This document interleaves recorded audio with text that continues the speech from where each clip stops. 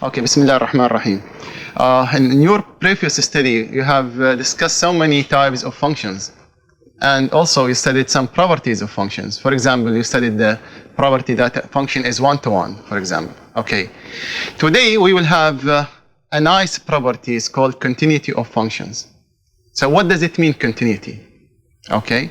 You remember when we studied the limits and how to calculate limits, we face different types of limits. Sometimes, let me just remind you what some of these things. For example, if you discuss the limit here, as x approaching, let us say 1 for simple exercise here, and we have, let us say, x squared minus 1 over x minus 1. Okay? We have seen that the meaning of a limit is different from the meaning of the value of the function.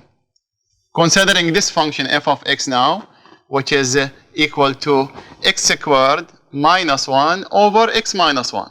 Now, we have two terminologies now. Two things are different. The meaning of the value of the function at 1, this is something, and the limit as x approaching 1, this is something else. Now, for example, in this exercise, you have seen how to calculate this limit, and actually now it is just limit as x approaching 1. You can see that 1 is a 0 for the numerator and a 0 for the denominator. Meaning, I can factor out, I may cancel this x minus 1. So this is x minus 1 times what? Times x plus 1. Since x goes to 1, so it is not equal to 1. So I can remove x minus 1 with x minus 1. And you can see that the limit here will be just by substituting, the answer will be 2. But if someone asks me what is the value of f at 1, what is the value of the function at x equal to 1? Clearly 1 is a 0 for the denominator, and this is a rational function. So this one is, I cannot say equal, rather I will say f of 1 is what? Undefined. Now, this is one example that shows there is a difference between the meaning of a limit and the meaning of the value of the function at a certain number. Now, other examples we have that some functions, we have the limit of the function as x approaching a, f of x is exactly equal to the value of the function at a. And it happens, and sometimes you have the limit of the function as x approaching a does not exist, and the value of the function at a is defined. Okay. So when this happened here, limit as x approaching a, f of x equal to f of a, we have a very nice word for this, or a property of this. They call the function f will be called continuous at x equal to a. So what does it mean, continuity, first? Then, what is the meaning of a function is continuous from the right at a point x equal to a, and what's the meaning of continuity from the left for x equal to a? That's two things we need to discuss here, and also how to discuss continuity of certain type of functions at a specific value of a. The fourth one, what is the meaning of a function is continuous over a closed interval? These are few points we need to introduce in this talk, which is mainly talking about the meaning of continuity of a function. So now I introduce the meaning of continuity at a point a for a given function f of x. So we say simply f of x is continuous at x equal to a, okay, if the following condition is hold true. If we have the limit as x approaching a of f of x is exactly equal to f of a. Of course, as we said from limit discussion, that this is not always the case. We may have the limit exist, the value of a is defined, they are not equal. Sometimes we have the limit does not exist, and sometimes we have f of a itself is not defined. Okay, so what does it mean for you, this definition? The limit of f of x as x approaching a equal to f of a. Actually, we can see three things here. So we consider the first one. I'm just rewriting the definition in another way. What does it mean, this statement here? It means first we need f of a itself as a value to be defined. So this one should be defined first. Meaning, a should be inside the domain of the function. So f of a is defined. The second one, we need the limit as x approaching a of f of x, we say exist. Okay. The third one, we need 1 and 2 to be equal. We need the value which is defined to be equal to the value of the limit. Because what does it mean here, exist? We mean by that it is a finite number. Exist as a finite number.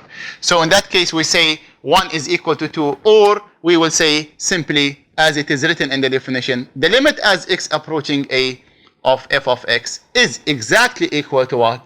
F of a. Now, to understand this definition clearly, I will give you some pictures to see different cases where sometimes the function is continuous, other time the function is not continuous.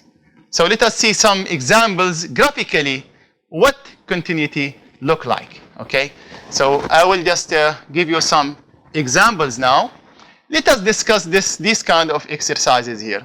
So simply graphically, I need to discuss continuity at a certain point. So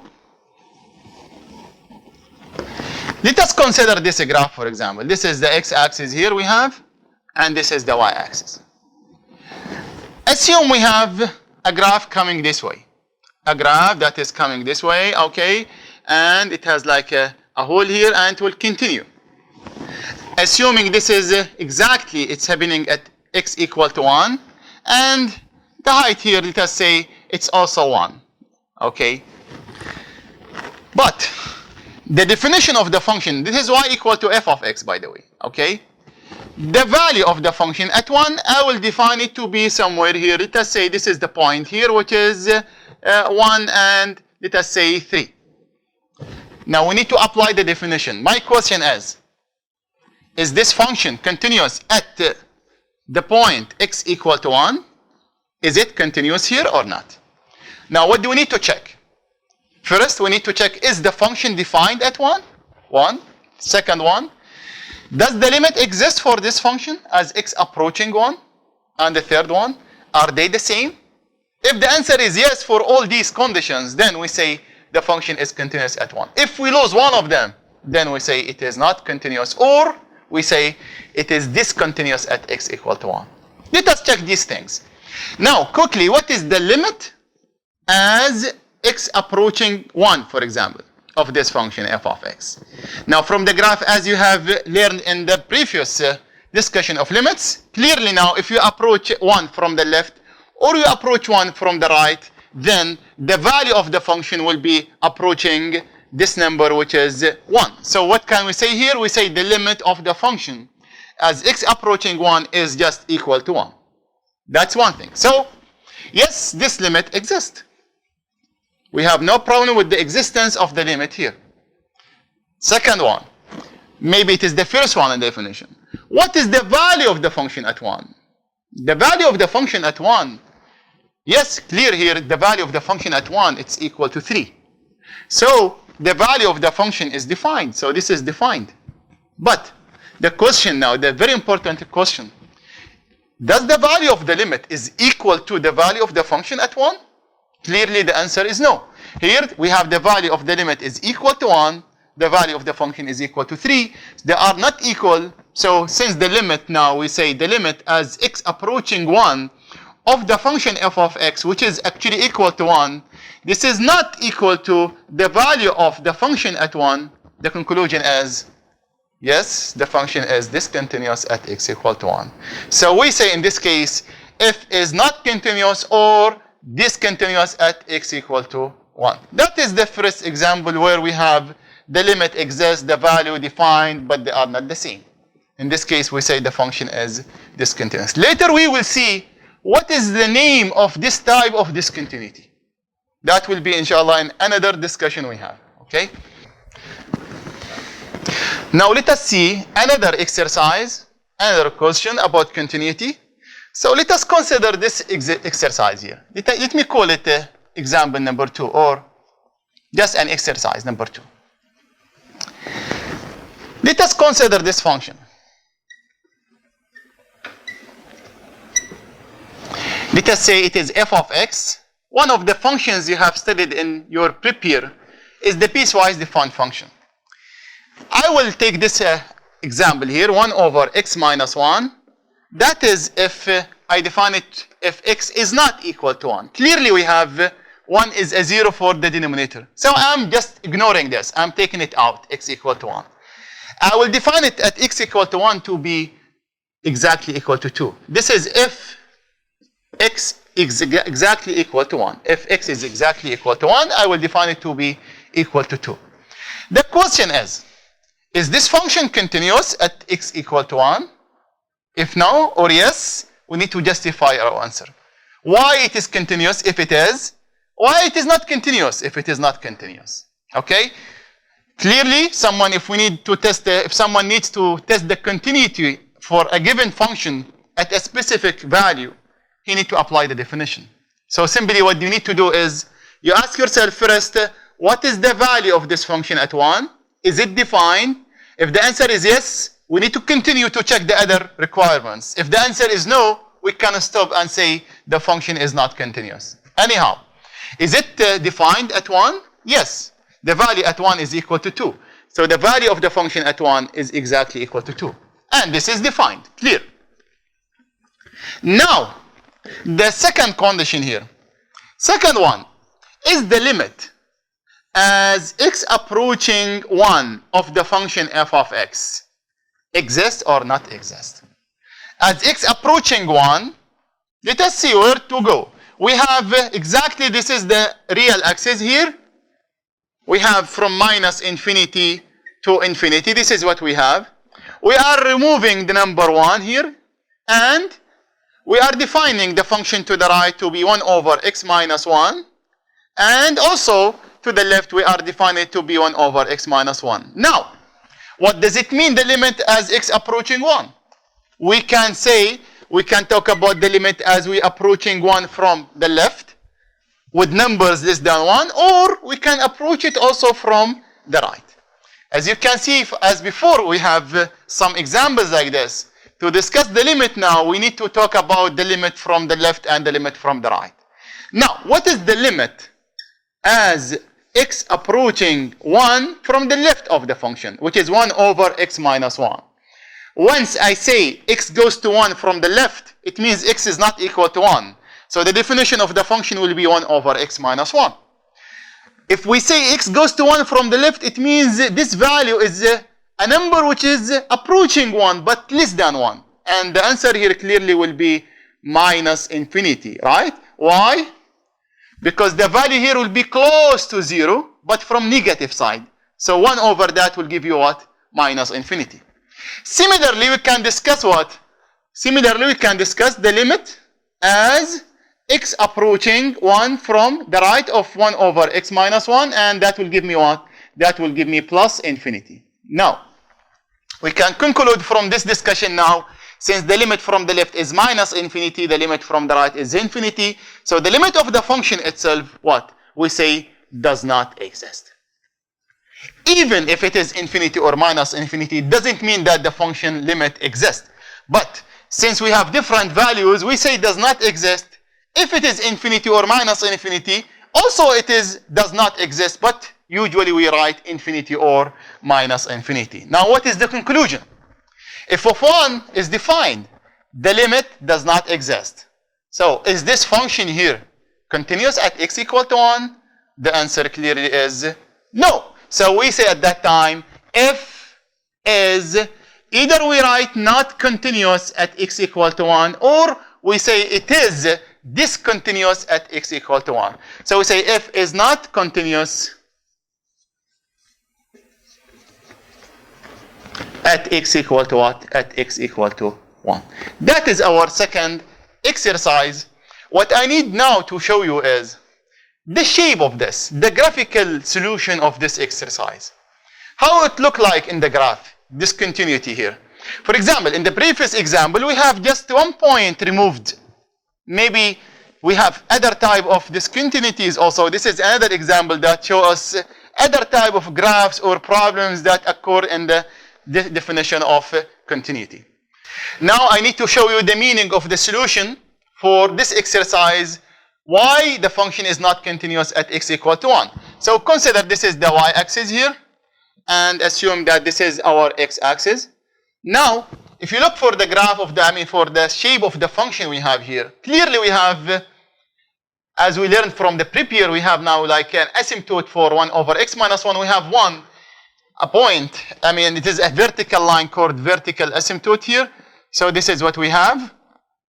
We have, this is called x, the line x equal to 1. Okay. Now the graph of the function, again, it has y equal to 0 as a horizontal asymptote, which is the x-axis. This is y equal to 0. And it is positive somewhere here, coming from infinity decreased up to the asymptote here, which is y equal to 0. And then another part of the graph will be somewhere here, that is, in the y-axis we have exactly y equal to minus 1 as an intercept. So this will pass through this point and will go directly to minus infinity. Now what about x equal to 1? At x equal to 1, this is x equal to 1 here.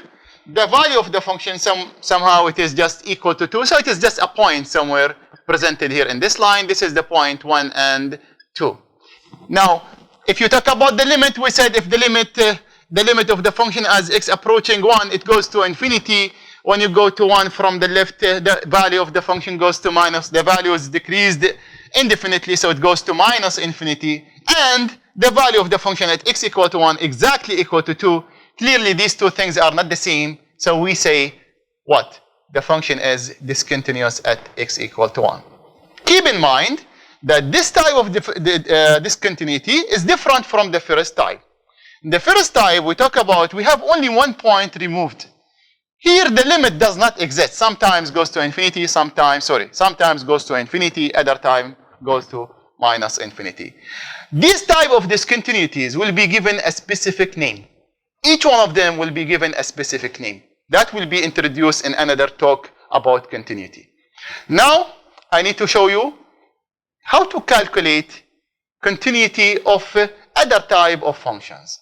Okay, how to discuss continuity at a point for other type of functions. That will be our next example.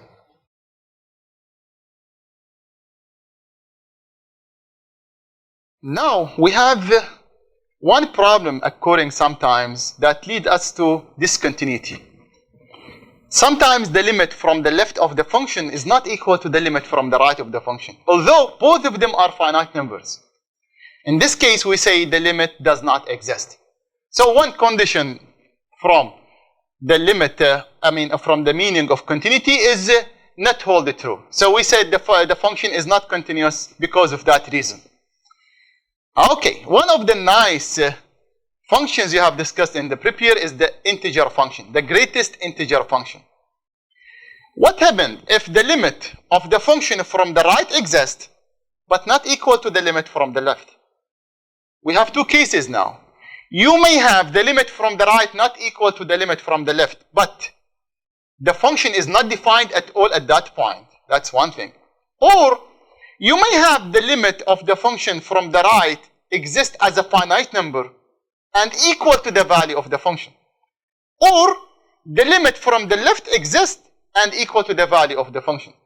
Let me just summarize this. You may have this condition here, limit as x approaching, let us say a from the right of the function. Let us say this is equal to L. And the limit as x approaching a from the left of the function is equal to m. These m and L are finite numbers. And let us assume that f of a in the first part, one example, is equal to L, not equal to m. L and m are different here. L is not equal to m. Okay? You may have also the limit at the value of the function at a is equal to m. In this case, what can we say about the function f of x, or what kind of property it has at x equal to a? Look here, the limit from the right is not equal to the limit from the left. Okay? So the limit does not exist. So the function is not continuous at x equal to a. But if we consider this case here, look, if we consider this case where the limit from the right of f of x equal to L, which is equal to the value of the function. L, again, I repeat, it is a finite real number. In this case, we say that the function is continuous from the right at A. The right of A. If it's happening that the limit from the left is equal to the value of the function, yes, the function is not continuous at x equal to A, but we can say it is continuous from the left of A. Okay? It is continuous from the left. So what does it mean continuous from the right at a point? And what does it mean continuous from the left at a point? Now I'm summarizing what I have written here for about continuity, so I will write it as a definition. Okay? Definition that consists of two parts. We say f is continuous from, let us say, the right at x equal to A, at x equal to A. If this is happening here, if we have the limit as x approaching A from the right of the function f of x is exactly equal to f of A. The second one, this is number one. The second one here, we said f is continuous now from the left, from the left at x equal to A. Let me just have space here so you can see it clearly. Okay. Now, f is continuous from the left at x equal to A. Now, what does it mean? The limit, the function is continuous from the left at x equal to A. Simply, it means that if we write limit as x approaching A from the left of the function f of x, this is exactly equal to what? F of A. Now I have a small question for you. What happened if a function is continuous from the right and continuous from the left at x equal to A?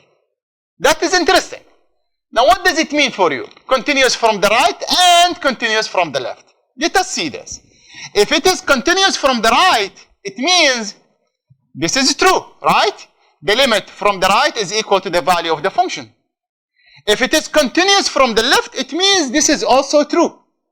But you can see that these two statements will lead us to what? It will lead us to that the limit from the right is equal to the limit from the left, equal to the value of the function. But if the limit from the right is equal to the limit from the left, we say that the limit exists. And since it is equal to the value of the function, then simply we say the function is continuous at x equal to A. If the limit from the right is equal to the value of the function, the limit from the left is equal to the value of the function, then sure, the limit exists and equal to the value of the function, so the function is what? Continuous at x equal to A. So if we combine these two types of continuities, then we have simply the meaning of continuous function at a certain point. Okay, let us see the nice function I talked about before, which is the integer function, the greatest integer function. And we need to discuss its continuity at any integer, okay? So I'll give you this exercise here.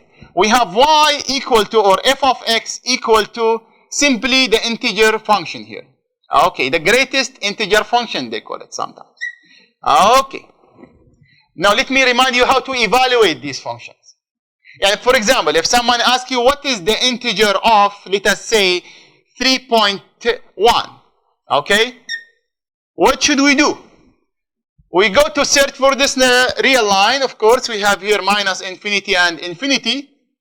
Then we locate this 3.1. This is the 3, let us say, and this is 4. So 3.1 is somehow here, right? So what should we do? Always we need to go to the integer to the left of the point or equal to the point. In this case, 3.1, the integer to the left of this point is a 3, so we say the value is equal to 3. Okay, let me give another exercise. Maybe someone will say, what about 3.999? Something like this. What is 3.999? Yes, it is close to 4, but still, we need to go to the left. So the answer is still equal to what? 3. Now, what is the integer of 3 itself? The integer of 3 itself is equal to 3. So we go always to take the integer which is the greatest integer, let us say, less than or equal to the number, as you have defined this one in your prepare course. Now, our interesting point is not to evaluate the function. Yes, it is one part of our definition, but we need to see, is this function continuous at any given integer? Let us discuss this nice example now. So I will graph it also, I will discuss it graphically, and I will discuss it also algebraically. And we will see that this function is not continuous at any integer. We will conclude this one from the following discussion. What is our task now? We are considering here x equal to n, a specific n. What is this n? N here is an integer. Is an integer, so I will say belong to the set of integers. Okay? And my question is the following. Is this function y equal to integer of x continuous at x equal to n? If not, is it continuous from the right at x equal to n or continuous from the left at x equal to n?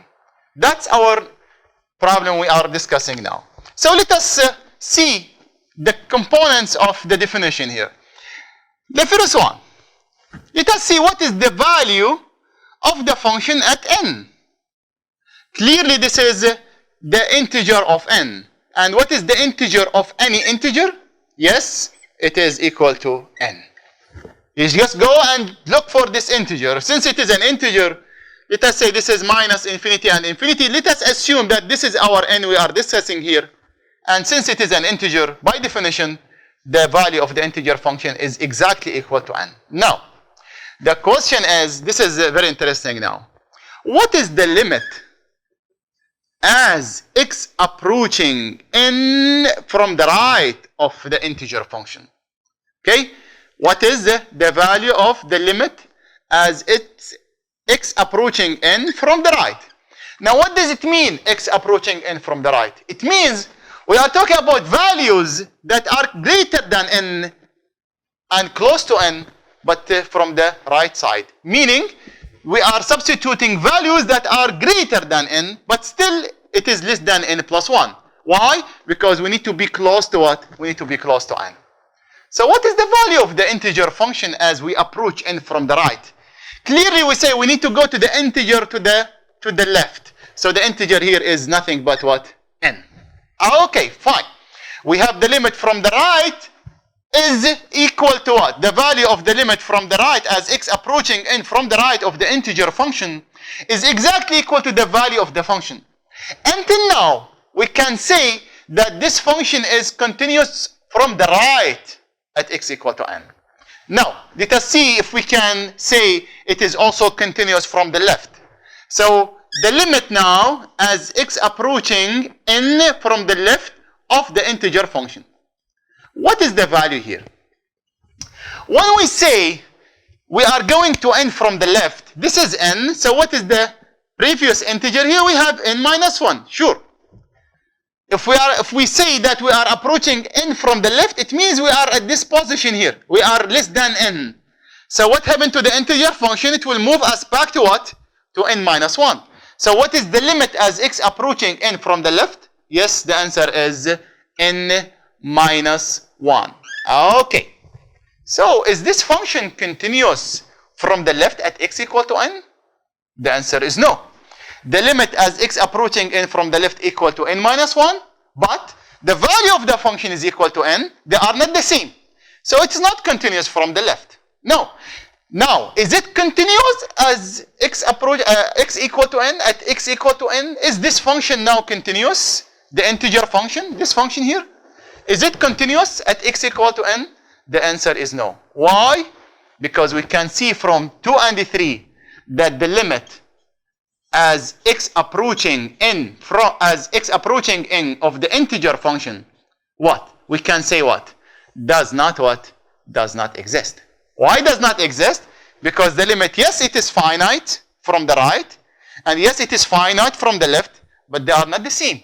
And since they are not the same, we say the limit does not exist. So the function is not what? Is not continuous at x equal to n. But from this statement here, we can say that the function is continuous from the right at x equal to n. And here we can say that the function is continuous from the left at x equal to n.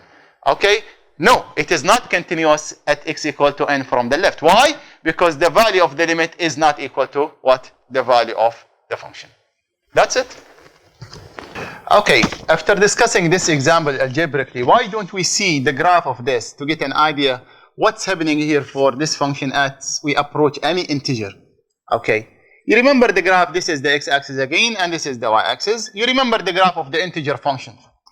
Now, if you take it from 0 to 1, let us say, from 0 to 1, any point between 0 and 1, less than 1, it will take the value 0, right? So this will be the piece of the integer function like this. Now, when you take the values from 1 to 2, but less than 2, the value of the integer function will give you what? Will give you 1. Okay? So let us say this is the piece of the integer function at that position here. So this is what we have. Okay? And if you take it from minus 1 to 0, let us say 3 steps will be enough for us. Minus 1 to 0, the value of the integer function will give you always minus 1. Of course, it is not equal to minus 1 at 0. It's equal to 0, but at minus 1, it's equal to minus 1. So this is minus 1, this is 0, and this is 1 and 2. Just to see or to get an idea about the solution we have written algebraically. Let us consider that integer to be, for example, 1. You see the value of the integer function at 1 is equal to 1. Okay? But the limit as you go from the left to 1 for numbers less than 1, the answer is 0. So we say the limit as x approaching 1 from the left of the integer function x, that is equal to 0. In our case, it was n and n minus 1. So this goes to n minus 1. But the limit from the right of 1 as x goes to 1 from the right of the integer function, clearly that will give you what? That will give you 1. So we summarize. Now we say the function, the integer function for sure is not continuous at x equal to 1, but it is continuous from the right at x equal to 1 because the limit here from the right is equal to the value of the function. Now you can see now this is also another type of discontinuity. In our first example, we have only one point is removed. In our second example, we have the function is going to infinity and minus infinity. But in the third one here, we can see that the limit from the left is a finite number. The limit from the right is a finite number. But they are not the same. So the limit does not exist. Also, this type of discontinuity will be given a specific name. That will be introduced in our next talk about continuity. What I need to conclude this talk now, today, about the continuity by defining the meaning of continuity over a closed interval. Now, we have seen what is the meaning of continuity at a point. A function is continuous at a point if simply the limit of the function is equal to the value of the function at that point. The limit of the function as x approaching that point is equal to the value of the function at that point.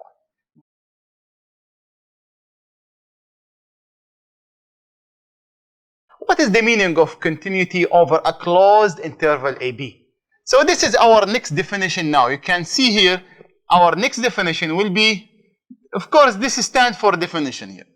So again, what does it mean if is continuous, let me say it this way, on a closed interval AB? This is what we have here.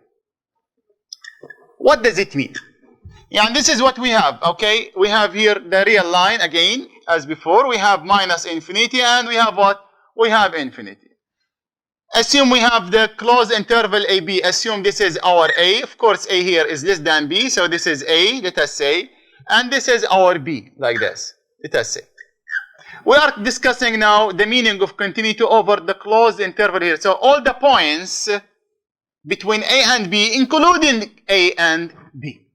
So what does it mean if it's continuous on a closed interval? We say if it's continuous on a closed interval if the following conditions satisfy.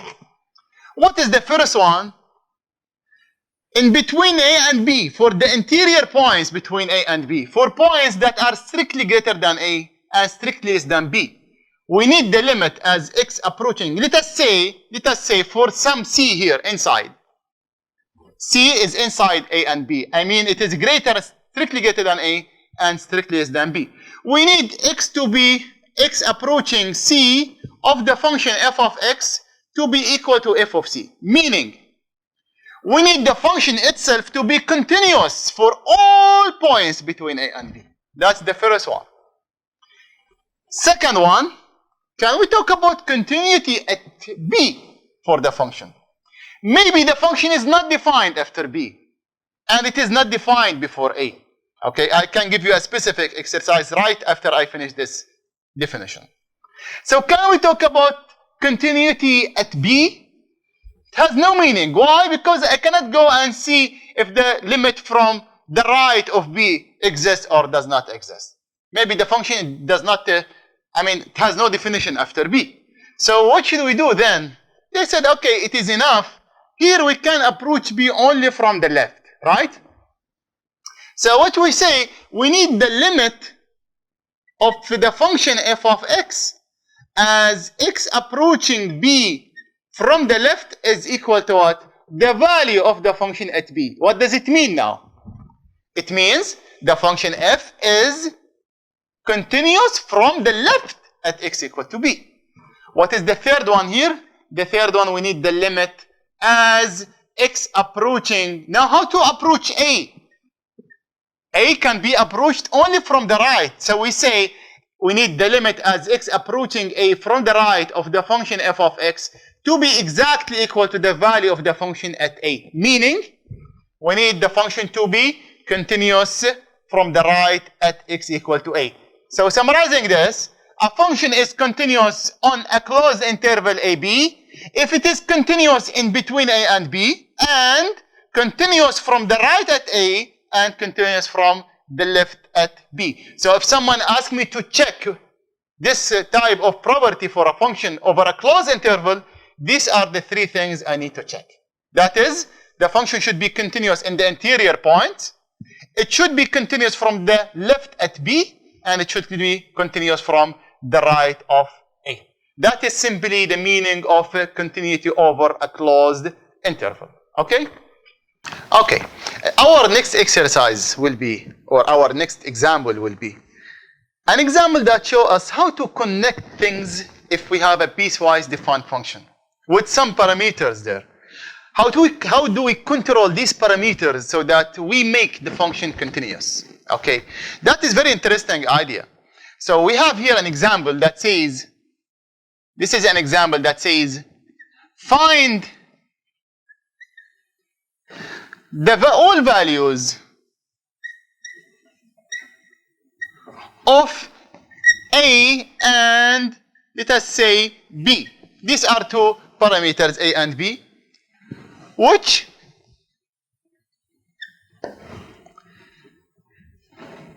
make the function f of x continuous everywhere. Okay, we need this function to be continuous everywhere. What is this function? It is actually a piecewise defined function. It is f of x equal to, and we have a function defined over pieces like this. How it is defined? We have x squared minus a here, which is a polynomial of degree 2. This is defined if x is less than 1. That is the first piece of the function. Now we have a straight line here, a plus bx. That's what we have. This is defined if, or for all values of x, which are greater than equal to, x greater than equal to 1, less than equal to 2. And the last piece of the function is b minus x squared, okay? And this is defined for all values of x that are greater than 2, x greater than 2. Now what is our interesting point here? We have a piece of a function here, which is x squared minus a, which is defined for x less than 1. Another piece which is defined between 1 and 2. A third one defined for x greater than 2.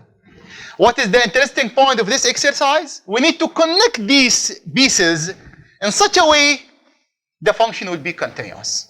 Okay? So we have here an interval, another interval, a third one. We need to discuss continuity for x less than 1. We need to discuss continuity between 1 and 2. we need to discuss continuity for x greater than 2. Then we need to make sure that we connect these pieces at the point where the function is changing its definition. Again, we need to make sure that we connect these pieces carefully at the points where the function is changing its definition. That's our challenge here. Now let me say something about these functions before I go to discuss the points where the function is changing the definition. What can we say about this function x squared minus a? Of course, here what we have here is x less than 1. X squared minus a by itself, let me call, for example, this is the first piece, I will call it y1 of x, okay, which is the first definition of the function for x less than 1. You can see this is a polynomial. And you can easily show that this one is continuous for all values of x less than 1. You can define the function as at x equal to 1. It is just, for something less than 1, if you pick up any point, you can show that the value of this function at that point is exactly equal to the limit. So it is continuous. Also, y2 of x, which is the second piece we have here, which is a plus bx, this is also continuous for all values of x less than equal to 1, greater than equal to 1, and less than equal to 2. Similarly, we can show that y3 of x, which is the third piece of the function here. I'm calling this one y3, and this is y2, and this is y1. So this is what? It is b minus what? Minus x squared. Again, this is a polynomial, so it is continuous for all values of x greater than 2. What is the points that we need to consider here? Since these are continuous over the intervals, strictly greater than 1, less than 1, greater than 1, strictly less than 2. Sorry, this is including the points, even this is continuous. But what I'm talking about is this. X greater than 1, less than 2. Now I need to make sure that at these points, 1 and 2, these pieces are connected. That's the meaning of continuity here. So how to make sure that this value, this function will be connected carefully at x equal to 1 and x equal to 2. So now let us treat this problem at x equal to 1 and x equal to 2. So in order for this function to be continuous everywhere, since it is continuous at these intervals, we need it to be continuous at x equal to 1 and at x equal to 2. So let us discuss now at x equal to 1. Continuity at x equal to 1. Go back to the definition. To make it continuous at x equal to 1, simply what we need is this. We need the limit as x approaching 1 for the function f of x to be exactly equal to what? To be exactly equal to f of 1. Since this is a piecewise defined function, in order to say this, implicitly it means that the limit exists. So what we need is this. The limit as x approaching 1 from the right of the function f of x to be equal to the limit as x approaching 1 from the left of the function f of x, and in the same time this is equal to what? The value of the function at 1. Okay, what can we get from here? What can we get from the limit of f of x as x approaching 1 from the right? From the right means greater than 1. Greater than 1 means we are here, right? Greater than 1 means we are discussing this piece of the function. So what is the limit as x approaching 1 from the right? If you allow me, I'll write it this way. This implies the following. Let us evaluate it here. If we say x goes to 1 from the right, of course the limit here will give you what? It will give you simply what?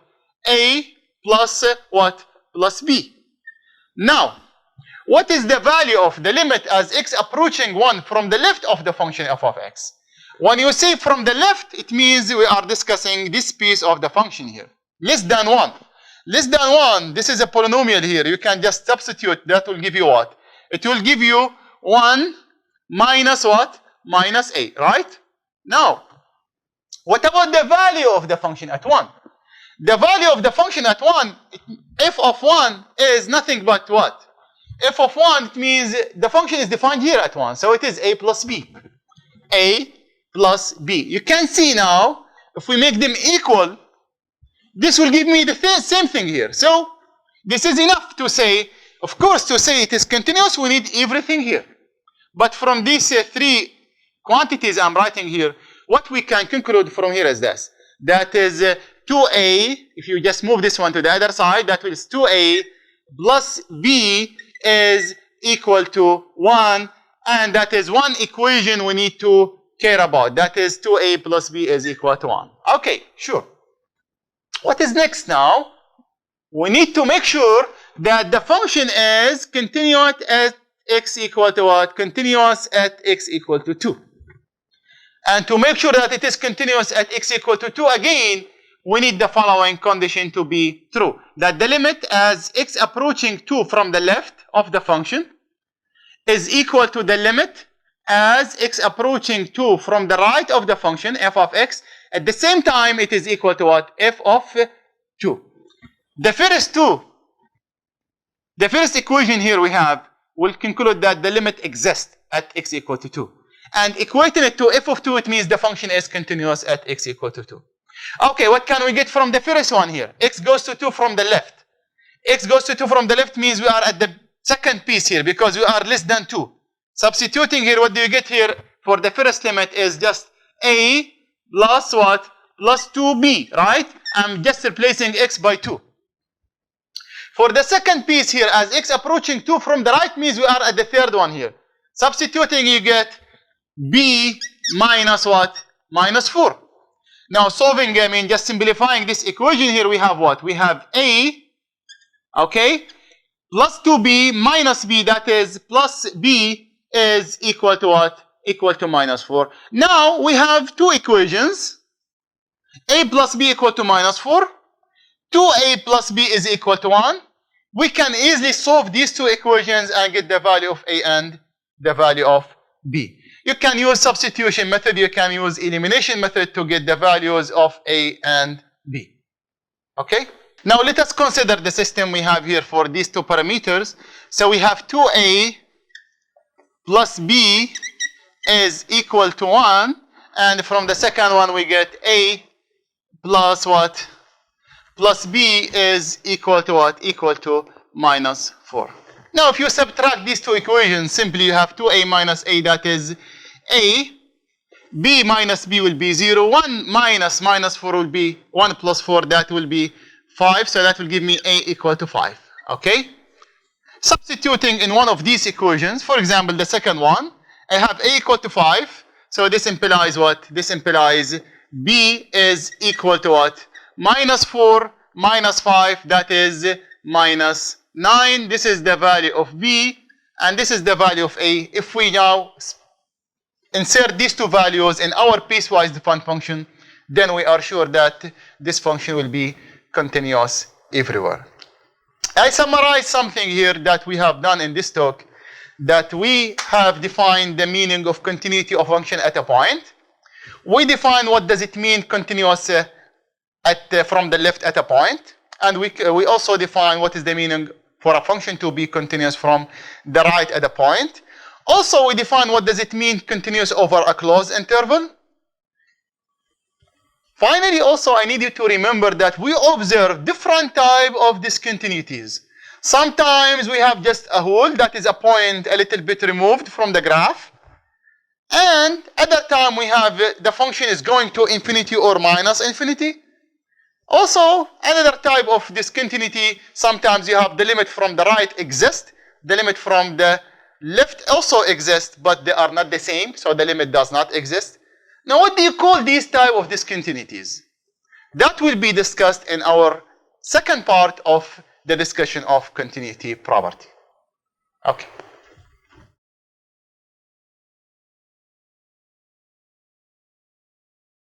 Okay, Bismillah ar-Rahman ar-Rahim. In our previous talk about continuity, we introduced for you the meaning of a continuous function at x equal to a. And we said at that time, if we have function f of x, fy is equal to f of x, and we are investigating if this function is continuous at x equal to a, we said the definition is this. If the limit here as x approaching a of the function f of x is equal to f of a, we said, yes, the function is continuous at x equal to a. The question is the following. What happens if this condition is not held? If the limit of f of x as x equal to goes to a is not equal to f of a. What will happen here? We said the function is not continuous at x equal to a or discontinuous at x equal to a. Now, what type of discontinuities we will have for the function f of x at x equal to a? In other words, when this condition will not be held, we may have the following. This equality will not be satisfied because of the following reasons. Sometimes we have the limit of f of x itself exists, but not equal to the value of the function. What do we call this type of discontinuity? We call it removable discontinuity. Another time, we may have the limit of the function does not exist. Okay, does not exist. You may have the limit does not exist because the limit as x goes to a from the right of the function is not equal to the limit as x approaching a from the left of the function. But the limit from the right is a finite number, and the limit from the left is a finite number. In this case, we call it a jump discontinuity. You may have the limit does not exist because maybe the limit as x approaching a of the function f of x is infinity or minus infinity. Simply we say if the limit of the absolute value is infinity or minus infinity. Meaning, if one side limit of the function is going to infinity or minus infinity, we have another type of discontinuity. We call it infinite discontinuity. Okay? One more. If the limit does not exist, you may have limit does not exist, for example. Let us consider this example here, limit as x approaching 0, for example, of sine 1 over x. Here in this specific function, the limit does not exist. Not because the limit from the left is not equal to the limit from the right. Not because the limit is going to infinity. But what's happening here, as x approaching 0, this function sine 1 over x oscillates rapidly as x approaching 0. In that case, we call it oscillating discontinuity. In this talk today, I will summarize these type of discontinuities named removable discontinuity, jump discontinuity, infinite discontinuity, and oscillating discontinuity. Let's consider these kind of discontinuities. I will start with the first one, what we call removable discontinuity. So when do we have a removable discontinuity? When does f have a removable discontinuity? So we say here, f has a removable discontinuity at x equal to a if the following is held true. If the limit of the function exists, we mean by that it is a finite number, but not equal to the value of f of a. If it is equal to the value of f of a, then the function is continuous. No, we have the limit yet, yes, exists, but not equal to the value of the function. Why it is not equal to the value of the function? Maybe the value of the function is undefined, or it is defined but not equal to the value of the limit. Let us see a specific exercise here. For example, if I consider this function here, so let me just say this is the first example here we have for this type of discontinuities. Assume we have the following function. Let us see this kind of functions here. Let f of x to be equal to radical of, let us say, 2x here plus 9 minus, and I have here radical of x plus 9 all divided by, okay, 2x. This is a given function. What we are trying to do, we are trying to study the type of discontinuity of this function at x equal to 0. So the question says, what kind of discontinuity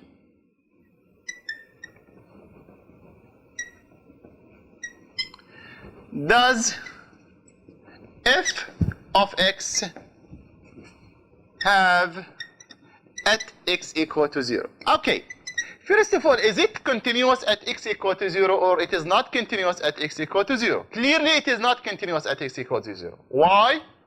Well, now, let us ask the question, what is f? Let us check the conditions. What is f of 0? Is it defined or not defined? Clearly here, if you substitute 0, you have a 0 on the denominator.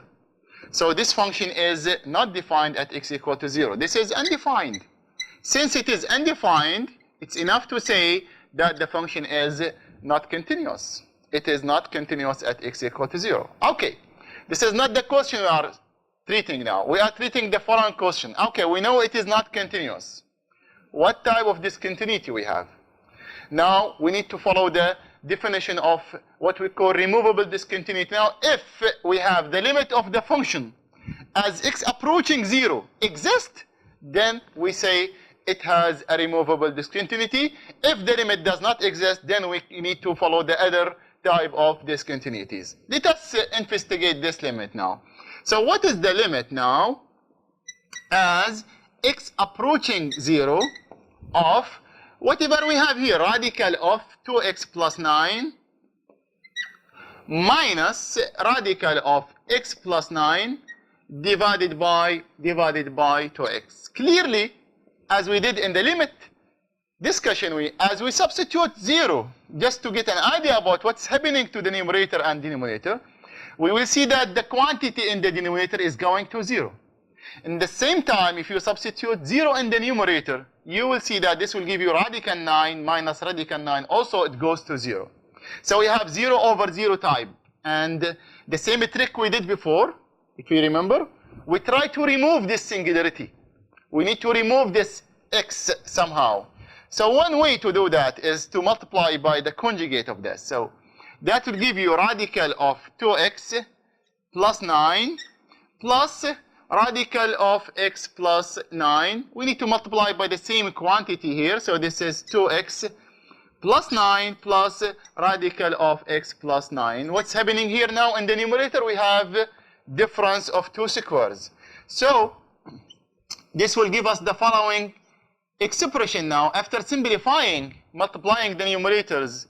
So what do we get here? We get 2x plus 9, that's the first one squared, minus, and we should be careful here, we need to have it like in between brackets, so x plus 9. All over, this is 2x multiplied by the other expression here, radical of 2x plus 9 plus radical of x plus 9. Okay. Now if you go to the numerator, you have 2x minus x, that is x. And you have 9 minus 9, that will be cancelled out. So the next line will be like this. Limit as x approaching 0. Now simplifying the numerator, you will have 2x minus x is just x. And 9 minus 9 will be cancelled out. And we have here 2x multiplied by radical of 2x plus 9, okay, plus radical of x plus 9. Good. Now, x goes to 0. So it is not equal to 0. Meaning, I can cancel x, because x is never 0. Now, we have removed the singularity. So, as x approaching 0, the numerator will go to the value of 1. And the denominator will approach what? This is radical of 2x plus 9. If x is close to 0, this quantity will be close to 9. So we have radical 9, that is 3. And we have another radical 9, that's 3. So that will be what? 1 over 6. Okay. Don't forget, we have also here multiplication of 2. So the total will be what? 1 over 12. Now, the function is not defined, yes, but the limit at the end exists as a finite number. In this case, we say the function has a removable discontinuity at x equal to 0. Why? Because the limit exists as a finite number and not equal to the value of the function at 0. In this case, because it is not defined, maybe we have f of 0 is defined, but not equal to 1 over 12. Still, we call it removable discontinuity. Okay? Okay, now what else we have for types of discontinuities? We said if the limit does not exist, we may have several reasons for this. One of them we saw before that, okay, the limit exists, so we call it removable discontinuity. Now, the limit does not exist. One reason for that, you may have the limit from the right is not equal to the limit from the left. But at the same time, these are finite numbers. We say the limit from the right not equal to the limit from the left doesn't mean that one of them is, for example, is infinity. No. We need this one to be a finite number. We need this one to be a finite number, but they are not equal. In this case, we say the limit of the function. Now let us discuss another type of discontinuities. Now we say in the definition of continuity, we said the limit as x approaching a, f of x, I'm repeating this, is equal to f of a. The first one we discussed now, we said if this limit exists, not equal to the value, we call it removable discontinuity. Now, the question is the following. What happened if the limit here does not exist? And the answer for this, again, we have cases. The first case, the limit of f of x as x approaching a does not exist because of the following reason I'm writing here. You may have the limit from the right exists and the limit from the left exists, but these two quantities are not the same. So we say in that case, we have the limit of f of x as x approaching a does not exist, and we say we have jump discontinuity. Let us consider the following function and investigate what type of discontinuities does it have. Let us take the second example now, example number 2.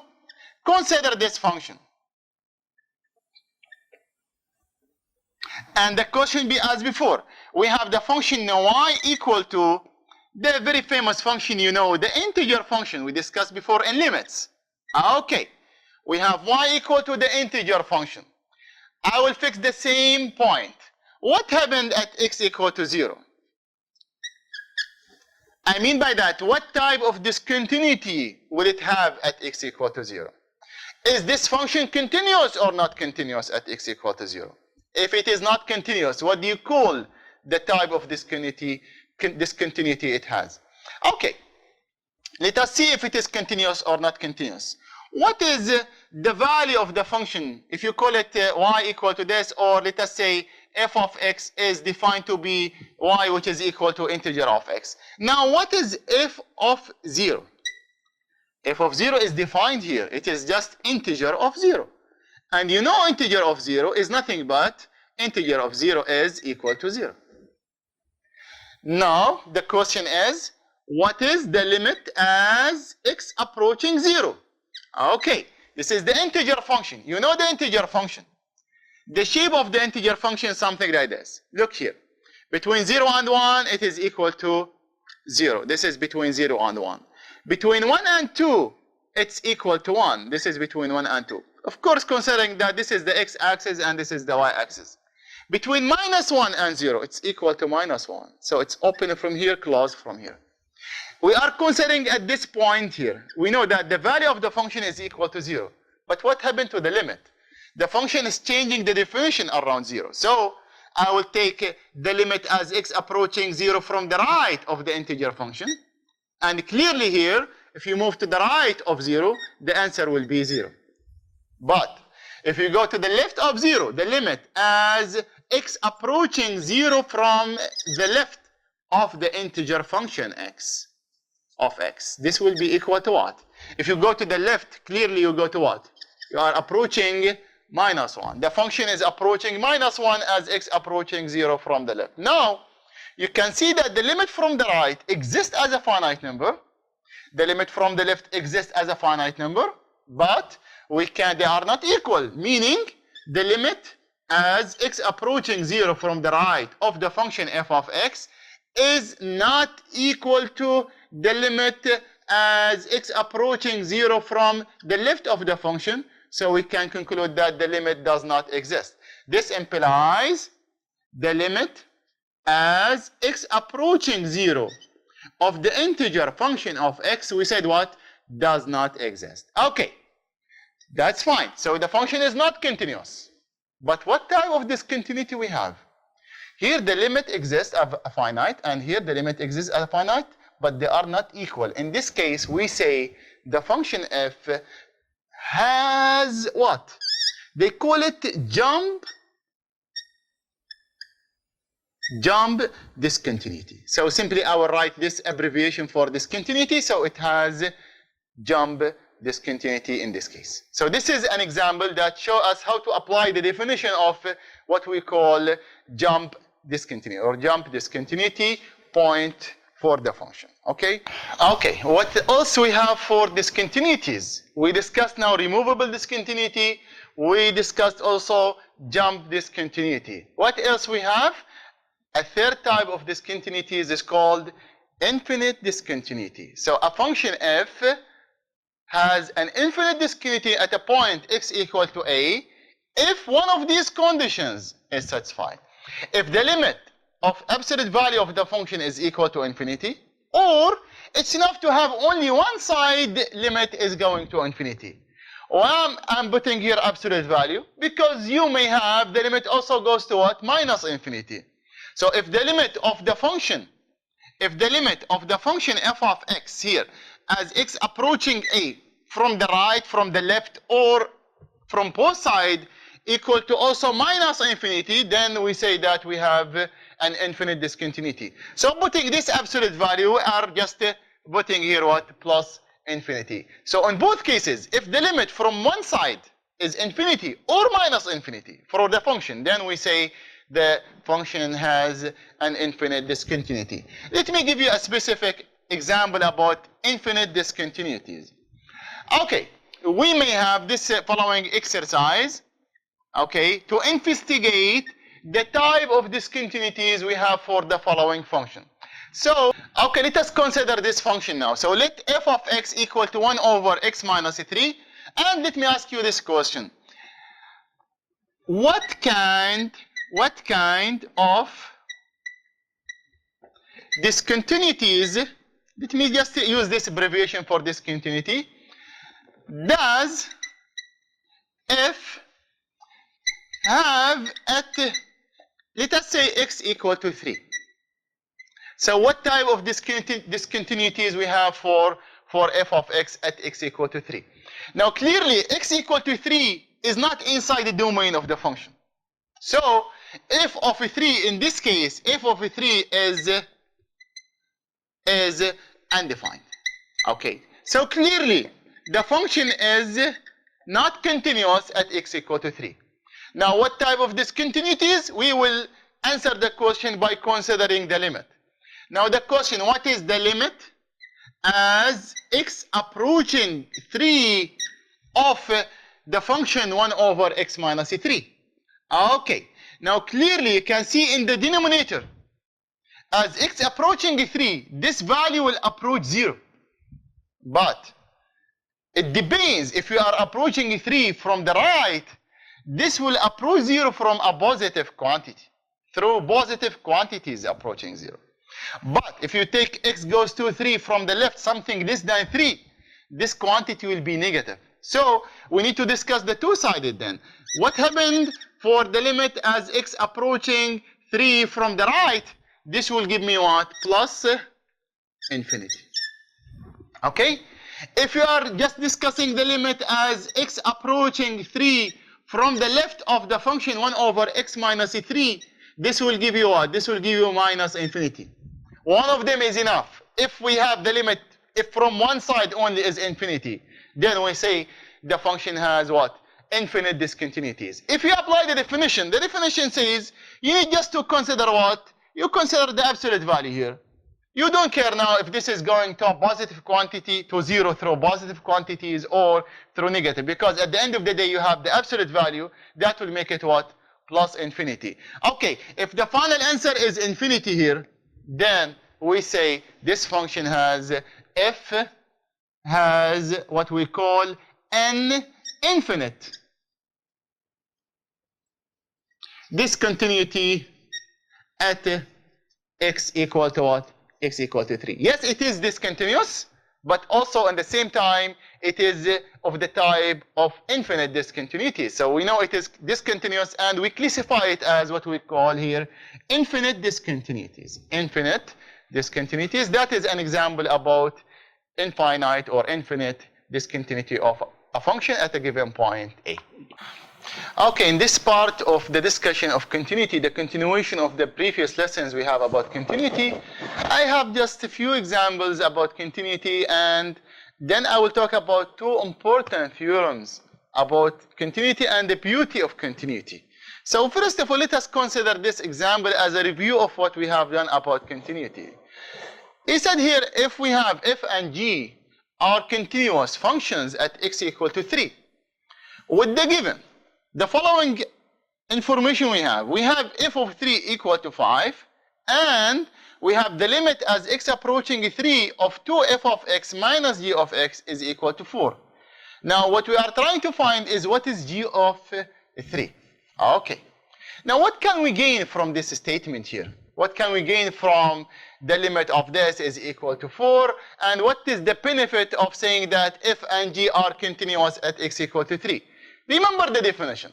Once we say that the limit, the f and g are continuous at x equal to 3, let us write the definition. It means the limit as x approaching 3 of the function f of x is nothing but f of 3.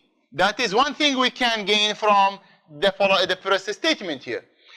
Also, we have the limit as x approaching 3 of g of x is nothing but g of 3. So, once we write, we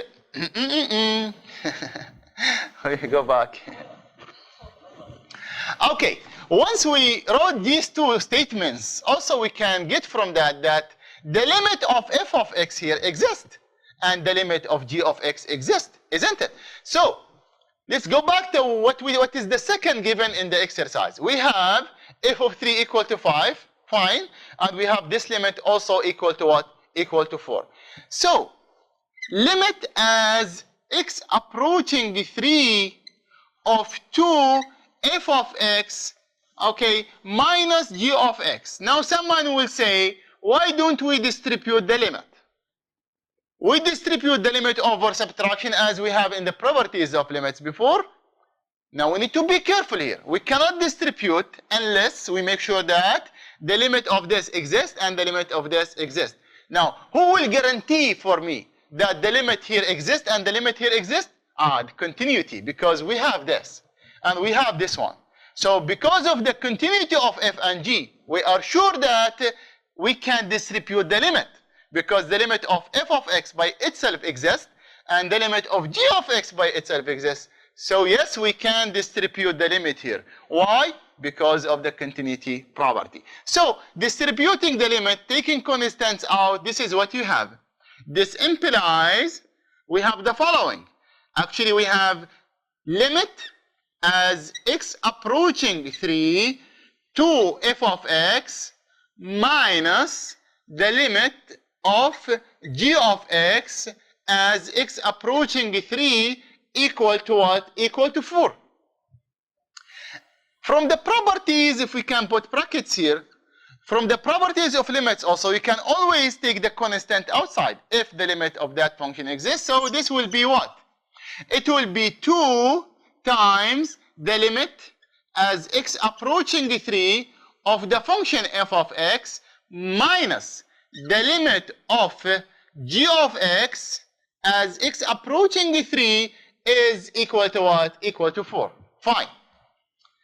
Now, the limit of f of x as x approaching 3 is equal to f of 3. Why? Because it is continuous. And it is given here that f of 3 is equal to 5. So, substituting these things here, what do we get? We get 2 times the limit here, which is what? Which is equal to f of 3, which is equal to 5. So, it is 2 times 5 minus what? The limit of g of x as x approaching 3. But we need g of 3. But implicitly it is there. G of 3 is equal to the limit.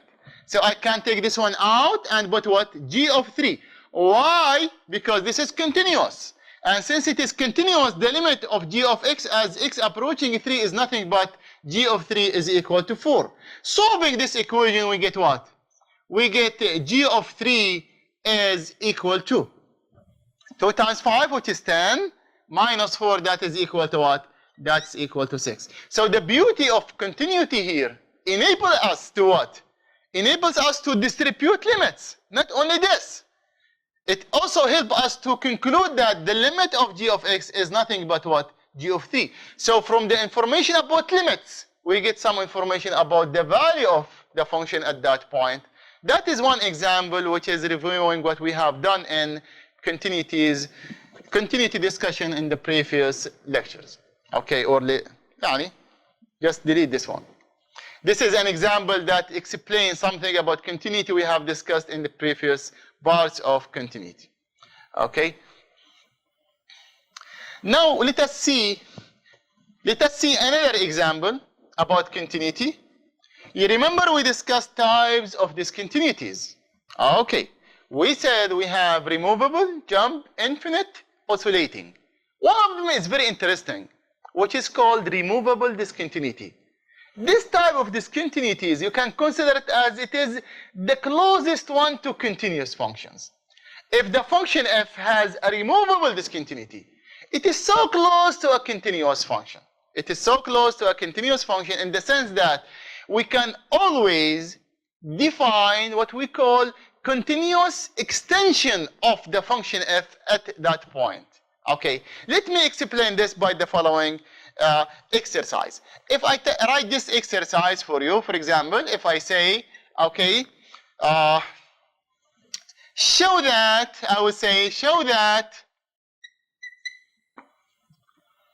f of x, which is given by, it is x squared plus x minus 6 divided by x squared minus 4. Okay, is not continuous at x equal to 2. That's the first part of the question. Okay. Then, second part of the question, let us call this one part A. Show that this one is not continuous at x equal to 2. Let's call part B, find a continuous extension for f of x at x equal to 2. Now the second example I need to share with you, the idea of it about continuity, is related to what we have discussed before about types of discontinuities. You remember? We have what we call removable discontinuity. Now you remember the definition of removable discontinuity. We said if the limit of the function as x approaching a of the function f of x, okay, exists, okay, but not equal to the value of the function. In that case, we say it has a removable discontinuity. This exercise discussing the following idea. Okay, if it has a removable discontinuity, can we extend it to another function that is continuous at that point? This is the example illustrating this idea. So it says, show that this function is not continuous at x equal to 2. Then find a continuous extension for f of x at x equal to 2. Now what does it mean, continuous extension? I will illustrate by this example. Now, if you just go and investigate continuity for that function, let us ask this question. What is f of 2 first? Is it defined or not defined? Clearly, the domain of this function would exclude all zeros of the denominator, which are 2 and minus 2. So f of 2 is a 0 for the denominator. So this function is not defined. 2 is outside the domain. F of 2 is undefined. It is undefined, so yes, this function is not continuous at x equal to 0. So if this implies, let us say like this, this implies f is not continuous, you can say discontinuous at x equal to what? At x equal to 2. Okay, that's not the interesting part we are explaining. The interesting part is the second one. In this type of removable discontinuity, in this type of discontinuity, which is called removable, this is very nice type of discontinuities in the sense that we can extend the function at that point. How? We can define another function which is continuous at x equal to 2. In the same time, all other values of that function will agree with f of x. Let us discuss the following limit here. What is the limit as x approaching 2 of the function f of x, which is x squared plus x minus 6 divided by x squared minus 4. Okay, I will show now that this limit exists. So the function f of x at x equal to 2, it has a removable discontinuity. That's one thing. Then I will show you how to extend this and what does it mean continuous extension of the function. So let us discuss this limit here. Limit as x approaching 2. Clearly, if you substitute in the denominator, this quantity will go to 0 as x approaching 2. Similarly, if you substitute here, you get 4 plus 2, that is 6, minus 6, also it goes to 0. So what is the key here? Algebra is the key. We need to make some algebra job here. So what should we do? In this specific exercise, we need to remove the singularity, x equal to 2, from the denominator. So in that case, one way to do it is to factor out the numerator and denominator. So x minus 2, x plus 2. Since x equal to 2 is a 0 for both, so we are expecting x minus 2 to be a factor. So what is the factorization of this? It is x minus 2 times what? Yes, x plus 3. Good.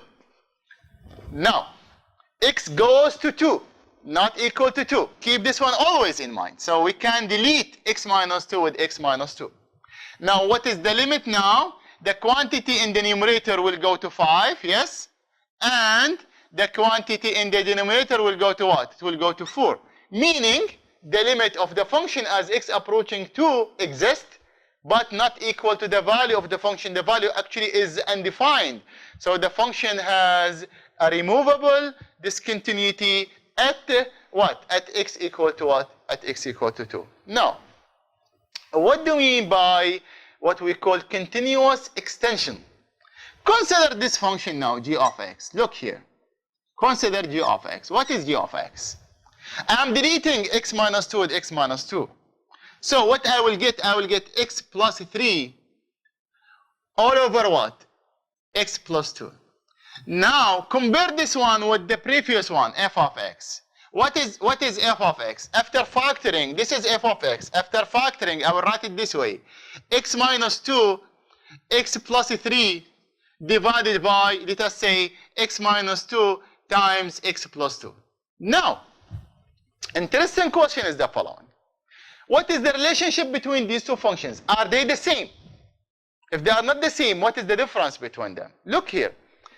Now, this function f of x, can I cancel x minus 2 with x minus 2? The answer is no. Unless I write here x is not equal to 2. I cannot cancel 0 over 0. I cannot delete it. But someone will say, how come? You did it here. I will tell him here, x goes to 2, not equal to 2. Once I'm writing here, x goes to 2, it means x never equal to 2. So I am allowed to cancel out x minus 2 with x minus 2. But in this case, 2 is outside the domain of the function. What about this one? Let us see, what is g of 2? Is it defined or not defined? G of 2 here is defined. 2 plus 3 is 5, and 2 plus 2 is what? 4. Now, the question, what is the limit of g of x as x approaching 2? Clearly, this is equal to 5 over 4. So what can we say about g of x? G of x is continuous at x equal to 2. But f of x is not continuous at x equal to 2. In this case, we say g of x is the continuous extension of what? F of x at x equal to 2. Meaning, you can see that f of x and g of x, they have the same values, except at a point, which is what? X equal to 2. In this case, we say g of x is the continuous extension of f of x. Let me show you this one. Graphically, if this is the y-axis and this is the x-axis like this, okay, we have y equal to x plus 3 over x plus 2. So I will have like this is minus 1. Let us say this is minus 2. I have a vertical asymptote here. I have vertical asymptote, okay, which is x equal to minus 2. Okay, so we have vertical asymptote at x equal to minus 2. We have also horizontal asymptote at y equal to 1. The line y equal to 1 is a horizontal asymptote for the graph of the function. And in that case, we can see that the graph of the function is going to infinity. This is x equal to minus 2 as you approach minus 2 from the right. So I have something like this, actually. Okay. I'm not interested in the graph, actually. Rather, I'm interested to explain for you the difference between g of x and f of x. Anyhow, this is the second part of the graph of the function, something coming this way, and will go to minus infinity. Now look, at x equal to 2, this is x equal to 1, and this is x equal to 2. This is the graph actually of y equal to f of x. Okay? But you should be careful here. At x equal to 2, the graph of f of x is not defined. So what should I do? I will remove this point. This point is not inside, it's not in the graph. Why? Because at x equal to, this is x equal to 2. The function is not defined at x equal to 2. So this is the graph of y equal to f of x. Clearly, we have a removable discontinuity at x equal to 2, and we have infinite discontinuity at x equal to minus 2. We are considering now x equal to 2. What about g of x? G of x, simply what we have done here, we come to g of x. Okay, what is the problem here? We have one point is removed. So this graph is not continuous at x equal to 2.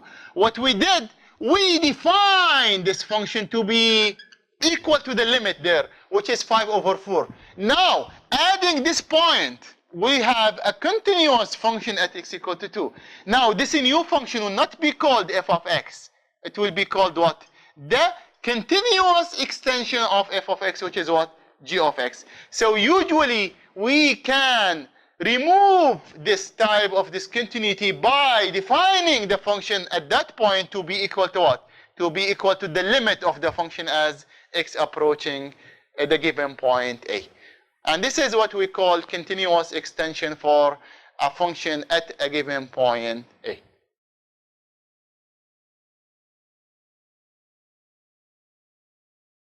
So after we now discuss the continuous extension of a function at a point by using continuity, we will have two nice theorems about continuity. The first one of them is very important tool in evaluating some limits. So this nice theorem says, if we have f of x is continuous at b and the limit of g of x equal to b, then we are talking about the limit of the composite of f and g. What is the limit of the composite? It says nothing but f of b. Simply, what does it mean here? That if we have the limit of the composite function, the question is, when we can switch what? The limit and the function. You see here, we are switching the limit and the function. We said if the limit of f at g of x is equal to f of the limit. When this is possible, moving from the left-hand side to the right-hand side, this is possible if this function f here has a nice property, which is what?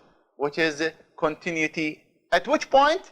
At the limit of g of x. The limit of g of x is what? Is equal to b. We need f of x to be continuous at that point. Then we can switch what? We can switch the limit and the function. We will see how to evaluate now some limits using this nice property of continuity, or this nice theorem about continuity. Let us see the first exercise here. An exercise that says simply evaluate the following limits. Evaluate the following limits. So I will write some questions here. The first one simply is the limit as x approaching by over 2 of the function sine of what? Sine of 3 by over 2 plus x. Clearly here we have the sine function composed with this linear function 3 pi over 2 plus x. And we are interested to evaluate the limit as x approaching pi over 2. Now the question here, how to evaluate the limit? Now, let's look for the sine function. Sine function play the role of f of x here. This is the sine function. The question is this sine function continuous at the value of the limit of the function inside? That's the question. If the answer is yes, then we have a key that moves the limit inside. So we need to check the following now. First, we need to evaluate the limit as x approaching pi over 2 of this 3 pi over 2 of this function, 3 pi over 2 plus x. Now this is a polynomial function, and we said before that polynomials are continuous, meaning the limit of the function is equal to the value of the function at that point. So nothing but 3 pi over 2, the value is 3 pi over 2 plus pi over what? Over 2. And this is equal to what? 3 pi over 2 plus pi over 2, that's 4 pi over 2, which is nothing but what? 2 pi. Now, this is the limit of 3 pi over 2 plus x. The question is the sine function, this function, is it continuous at 2 pi? And the answer is yes. We know the sine function, the cosine function, all trigonometric functions actually and inverse trigonometric functions are continuous over their domains. And here we have the sine function. The sine function has a domain from minus infinity to infinity. So meaning it is continuous from minus infinity to infinity. So specifically at 2 pi it is continuous. So now this nice theorem says if you are evaluating the limit as x approaching pi over 2 of the sine of this function, which is 3 pi over 2 plus x, then this is nothing but sine of the limit here. Sine of the limit of. Sine of the limit as x approaching pi over 2 of what? Of 3 pi over 2 divided by 3 pi over 2 plus what? Plus x. Okay, fine. We evaluated that, which is 2 pi. It happened to be 2 pi, so this is nothing but sine of 2 pi. So the final answer will be what? 0. Why this is possible from here to here? We need to write something here because this is true since this is very important here, since sine of x as a function is what? The property which is continuity. So it is continuous at what? 2 pi. This is the theorem and how it is used to evaluate the limit of this exercise. That is when we can switch what? The limit and the function. Now be careful with this nice theorem here. You cannot use it unless the function is continuous. So before I go to the second example, I need to just give you this warning here.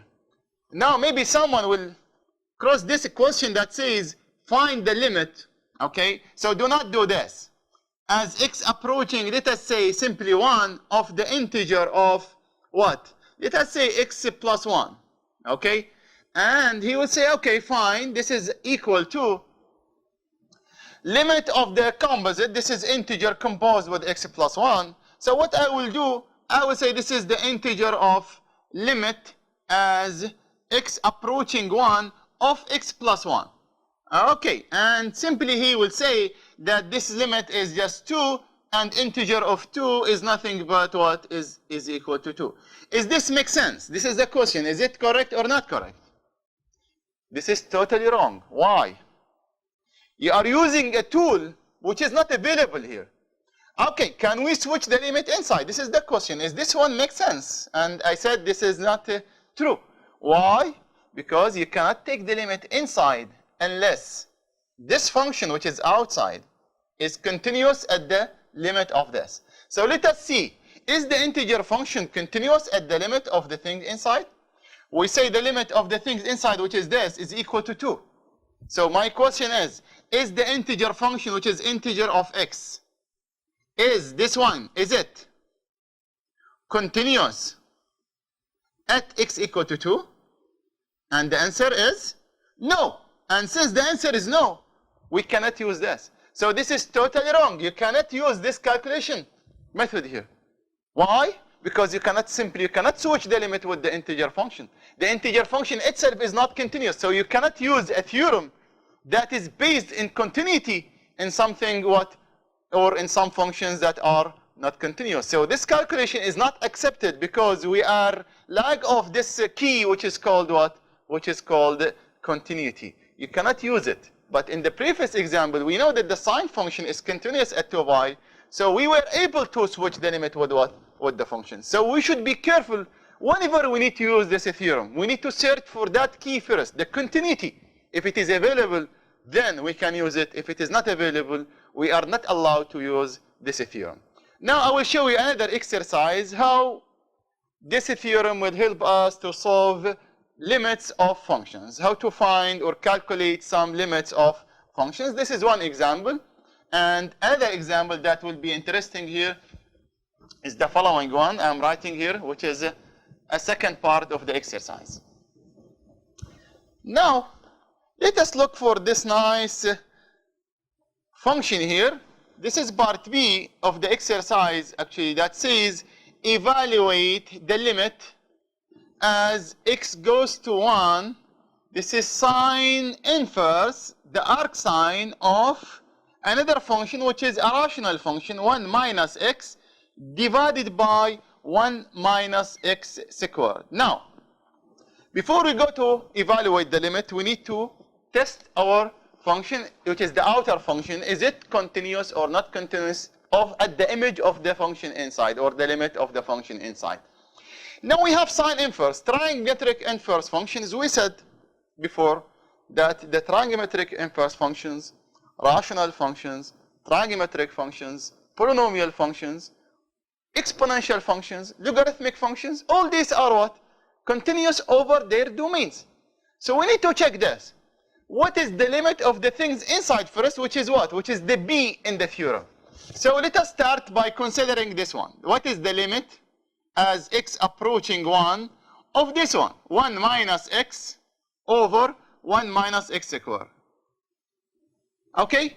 We dealt with such kind of exercise before. We said if we replace x1, this will make the denominator 0 as well as the numerator, so it is of the 0 over 0 type. So what should we do?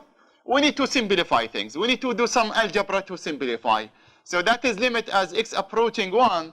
Now if you just factor out the denominator, you will have it, this is 1 minus x, which is the numerator. Here we have what? Here we have 1 minus x times what? 1 plus x. Clearly now we have 1 minus x is a common factor. So we can cancel 1 minus x with minus 1 minus x, keeping in mind that we are letting x goes to 1, so x is not equal to 1, so this is possible. So the final answer here will be what? It will be, substituting will be 1 over 1 plus 1, that is 1/2. Now the question that we need to ask ourselves, is sine inverse continuous at 1/2? If the answer is yes, this theorem will be very helpful here in evaluating the limit. So is sine inverse continuous at 1/2? The answer will be sine inverse is continuous over its domain. So what is the domain of sine inverse? It's the closed interval from -1 to 1. So is 1/2 belong to that interval? The answer is yes. So the answer will be yes, sine inverse is continuous at 1/2. So we will say, since sine inverse of x is continuous at x equal to 1/2, or simply at 1/2, then we can use the theorem. This implies, by the theorem we have, this implies the limit of, as x approaching 1, of what? Of sine inverse of 1 minus x over 1 minus x squared is simply equal to sine inverse of what? Of the limit inside. But the limit inside is equal to what? It's equal to 1/2. So this process here, which is switching the limit and the function, is very helpful if the function is what? Continuous. So what is sine inverse of 1/2?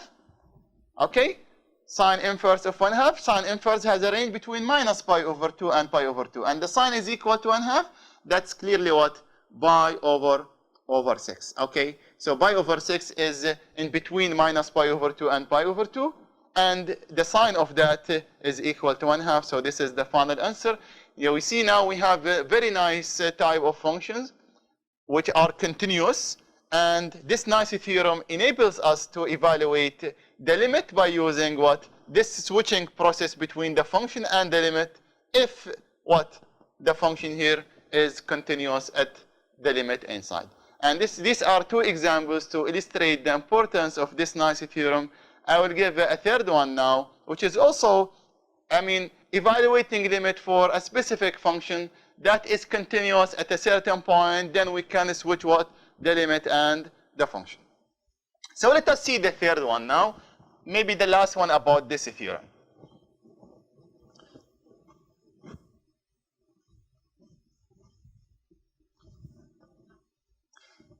The last one about this theorem, let us call it part C. Of course, it says evaluate the following limit, and it is like this: limit as x approaching 0, okay? And we have here radical of x plus 1, radical of x plus 1. And we have here also e to the tangent of what? Tangent of x, okay? Now we have two things to be considered here. We have multiplication of two functions. This is radical x plus 1. And we have e to the power tangent of x. And we are evaluating the limit. Now, we saw before in the properties of limits that if we have multiplication of two functions and each limit exists, then the limit of the multiplication is what? Is the multiplication of the limits. So what do we need to investigate here? That is this limit exist as x approaching 0? This is one thing. Now, is the limit of the second one here exist? If both of them exist, then yes, the limit of the multiplication is what? Is the multiplication of the limit. So let us discuss these few things here. Clearly, let's say 1, we know that the limit as x approaching 0 of the radical function, radical x plus 1, is equal to what? The radical function is continuous over its domain also. So as x approaching 0, this is just direct substitution here. So that will give me radical of 1. 0 plus 1 is 1. So the radical of 1 will give me what? 1. So yes, the limit here exists. This is the first point we need to discuss. The second point now, which is the interesting part we have in this exercise. How to evaluate the limit as x approaching 0 of the exponential function composed with the tangent function, tangent of x. Okay, we should be careful here. Tangent of x, e to the power tangent of x as x approaching 0. Now we have composite. This is like e to the tangent of x. Or if we consider f of x to be the exponential function, and you consider g of x, just to put it in the same format we have in the theorem, is tangent of x, this is actually what do we have. Here, f at g of x is what? It is just what? E to the power tangent of x. Just to see it in the same format of the theorem. So what do we need to discuss? Now we need first to evaluate the limit of the tangent here. What is the limit of the tangent as x approaching 0? That's one thing we need to consider. Now as x approaching 0, this implies tangent of x approaching what? Tangent of x is what? Tangent of x is sine of x over cosine of x, right? Tangent of x is nothing but sine of x over what? Over cosine of x. Now as x approaching 0, the sine function goes to 0. Now we said as x approaching 0, then tangent of x is also approaching what? 0. Now this is very interesting. Tangent of x is approaching 0. Now let us consider now the exponential function. The question is this exponential function continuous at 0? Of course yes. Why? The exponential function is continuous over its domain. And the domain of the exponential function from minus infinity to infinity. Interesting. If the exponential function is continuous, the theorem says, now since you have this nice property which is continuity, since the exponential function e to the x is continuous at 0, now what can we gain from that nice theorem? That nice theorem says, since you are evaluating the limit of that function as x approaching 0, that function is the exponential function composed with the tangent function, tangent of x, then simply this is equal to e to the limit now. Now, this movement of the limit inside is allowed because this function is continuous at the limit of tangent of x, which is what? Which is 0. So what is the final answer then? The final answer will be e to the limit, but the limit we just calculated here to be 0. So the final answer will be e to the power 0, which is equal to what? Which is equal to 1. Now, we were allowed to go inside because our function is a very nice function, which is the exponential function. Very nice in the sense that it's continuous at the limit. That's why we were able to switch the limit and the function. Okay, fine. We have the limit here is equal to 1. And also, the limit here is equal to 1. Meaning, the limit exists and the limit exists. So what is the limit of the multiplication here? It is just the multiplication of each limit. The limit of the first one is 1. And the limit of the second one is 1. So the limit itself is equal to what? Is equal to 1. These now 3 examples is just like illustration of the importance of this nice theorem we have. Now we will have also another nice theorem which is called intermediate value theorem. This is theorem also about continuity, and it is important in locating zeros of some functions. That will be our next theorem about continuity.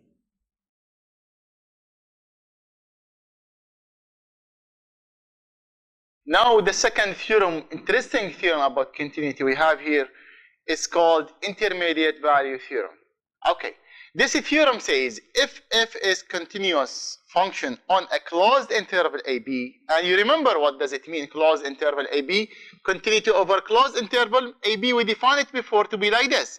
We need it to be continuous in between A and B. We need it to be continuous to the right of A. We need it to be continuous to the left of B. So we need to have continuity to the right of A, continuity to the left of B, and continuous in between. That's one thing.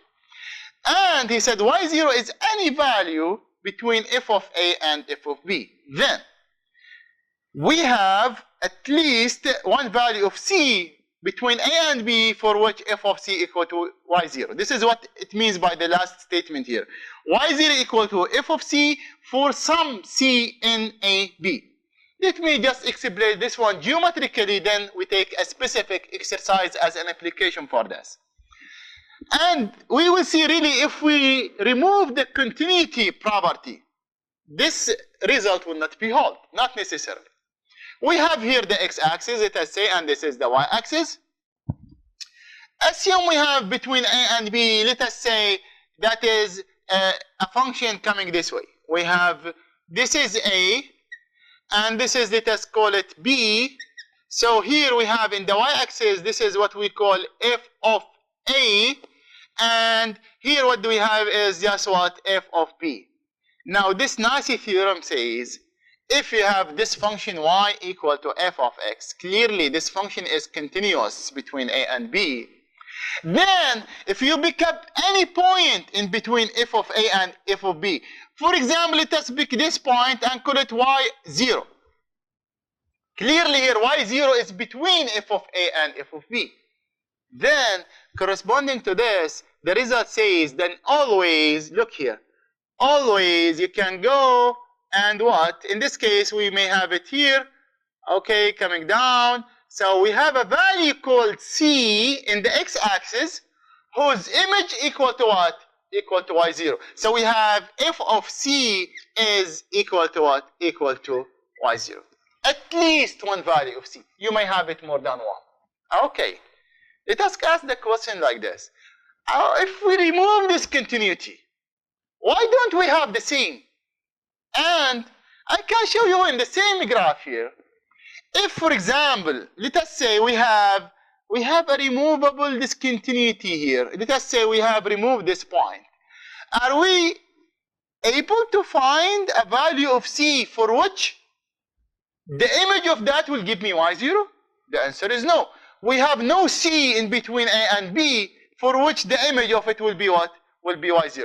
Another one. Let me give you another example here. Let us discuss another type of discontinuity. For example, assume we have, this is A, so this is again x-axis and y-axis. So we have a function goes this way, and it is here closed, and then it will jump, open here, and it will continue up to this. Now, this is A and this is B. Be careful here. We are removing the continuity property. So we may lose something here. Look, this is the value of f of b. This is the value of f of b. This is the y-axis again. And this is the value of f of a. Are we sure that for any value in between f of a and f of b, we have a pre-image? Let us come to this location here. Let us call this one y0. Do we have a value c between a and b so that the image of it will be y0? No, because when you go horizontally like this, nothing's there. It is an empty space. So this function has a jump discontinuity at this point. For this image here, y0, which is not an image in the graph, of course, but it is a point between f of a and f of b. We are losing this property. We cannot find the c for which f of c equal to what? y0. This theorem says if this function is continuous everywhere between a and b, including a and b, then this case will not happen. Meaning, if you join these two curves now with a certain type of continuous function, then for sure you have what? You have a c for which the image is equal to what? y0. This is a beautiful theorem, has many applications. I will give you one specific one to locate zeros or to test if a function has a zero between 2 points. And that will be our following exercise as an application for this. But I will repeat the idea of the theorem that says this will happen if a function is continuous. If you remove this property of continuity, you may lose the conclusion. I will just comment on something that what I mean by at least one c. I said you may have at least one c, not necessarily only one. What does it mean here? When we say for some c, it means maybe more than one. Yes, you may have a function that come to this way and come down and then come up, like the sine function and etc. These are just like the periodic functions here. Look here. Assume this is a, and this is what we call b. Again, don't forget this is the x and this is the y. So we have here f of a, and this is what we call f of b. Now, if you pick up, for example, if you pick up a point here, call it y0. Then clearly, this is continuous, everything is fine. This is y equal to f of x. Okay?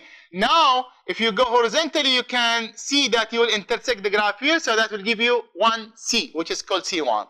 You may also, okay, let me do it this way, okay? And then, yes, we have another one here called c2.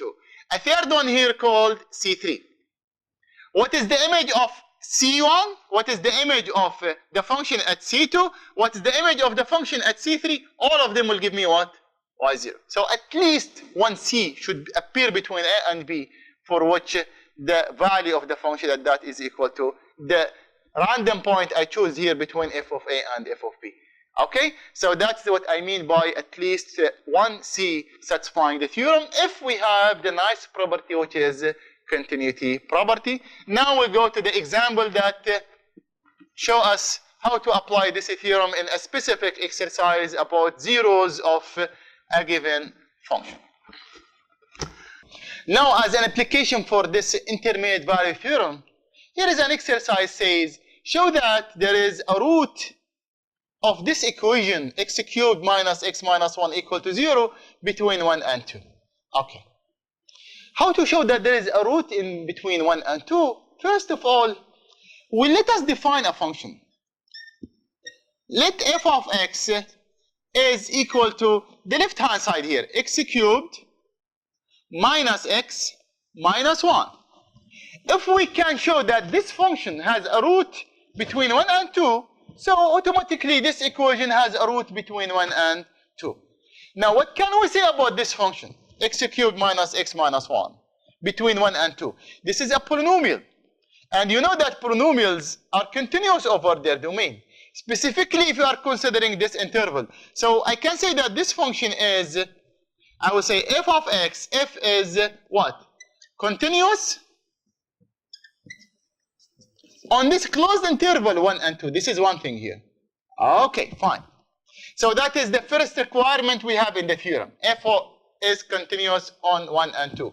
We need to show that this function will attain the value 0, which is, let us see, what is it? What is f of 1? What is f of 1? So f of 1 is just, if you substitute, you get here what? 1 minus 1 minus 1, which is exactly equal to what? Minus 1. Okay, we know that this is less than 0, something less than 0. Now, what is f of 2? You can easily calculate f of 2. It will be 2 cubed, that is 8. 8 minus 2 is equal to 6. Minus 1 equal to what? Equal to 5. That is what? Greater than 0. Now, what does it mean now? We have the 0. Let us call this y0. Our y0 here is equal to 0. We need to show that this function will attain this value. y0 is between what and what? This y0 equal to 0 is between f of 1 and f of 2, isn't it? We have one of them is positive, the other one is negative. This is negative and this is positive. And so 0 is in between f of 1 and f of 2. Let us just have an idea about the shape here like this. Just the value is here. F of 1 equal to minus 1. So let us say somewhere here, this is 1 and minus 1, okay? And we have f of 2 equal to 5. So let us say this is 1, this is 2, this is 1. Let us say 2, 3, 4, 5, somewhere here. We have this is the second point. Now this theorem says, if you need to join, since y0 here is 0, y0 is 0, so we are talking about the y-axis, the x-axis, sorry. This theorem says, if you need to join these 2 points with a continuous curve, no way. You have to pass through the x-axis. You cannot jump the x-axis. So what is the conclusion now? We have y0, which is 0, is between f of 1 and f of 2. We have the function is continuous between 1 and 2. So by conclusion, we say by intermediate value theorem. I will abbreviate like this. Intermediate value theorem. What is the result here? There is what? There is a value called C, a number called C. This number between what and what? Between the closed interval 1 and 2, okay, such that what? F of C is equal to what? Equal to y0, which is in this case is equal to 0. We have no way. We're supposed to have a C in between where the function crosses the x-axis. That's what it means geometrically. So f of C equal to 0. But if f of C equal to 0, what does it mean? This is f and only f. If we say this is our f of x, so it means C cubed minus C minus 1 equal to 0. And what does it mean? If C cubed minus C minus 1 equal to 0, it means C is a root for the given equation. So the equation has a root what? Between 1 and what? And 2. This is a direct application for what we call the intermediate value theorem. I will give you just a last remark about this theorem here. You may apply the same theorem in showing that 2 functions will intersect. I will not go through a specific exercise, rather I will give you the idea only here. If someone asks us to show that 2 functions, f of x and g of x, are intersecting, what should we do? How to show that these 2 functions intersecting over, let us say, a closed interval AB? We need to show that these 2 intersect here between A and B. So what do we need to do to apply this theorem? Actually, this is what I need to show. I need to show that f of x must be equal to g of x for some x between A and B. So I will just suggested you to do this. Define this function h of x, which is equal to f of x minus g of x, keeping in mind that we started with 2 continuous functions. If we have 2 continuous functions and we need to show there is an intersection point, Then we can define f minus g. Now this is continuous and this is continuous, so the difference is continuous. Then we are ready to apply what? To apply the intermediate value theorem. So the only thing we need to show that this equation has a root. This equation has a root. We'll go as we did in the previous exercise. We define this function, so we need to show now this function, which is called h, has a 0 between a and b, meaning there is a c between a and b such that h of c equal to 0, or this will give me what? F of c equal to what? G of c, meaning these two functions will intersect between a and b. This will conclude the discussion of continuity, and I will summarize now what we have done in continuity. First, we define the meaning of continuous function at a point. We define the meaning of continuity over a closed interval. Then we discuss types of discontinuities. You have removable, you have jump, you have infinite, you have oscillating discontinuity. Then, as a consequence of removable discontinuity, we define what we call continuous extension of a function at a point. Then we have the nice theorem that says we can always switch limit with functions if these functions are continuous over the point or the value where the limit inside is approaching.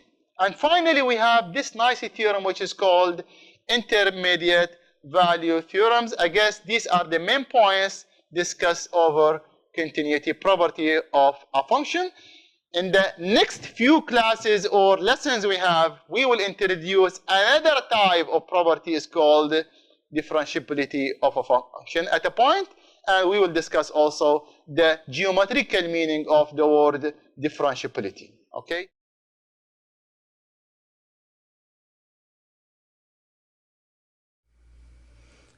Let us solve the following interesting limit.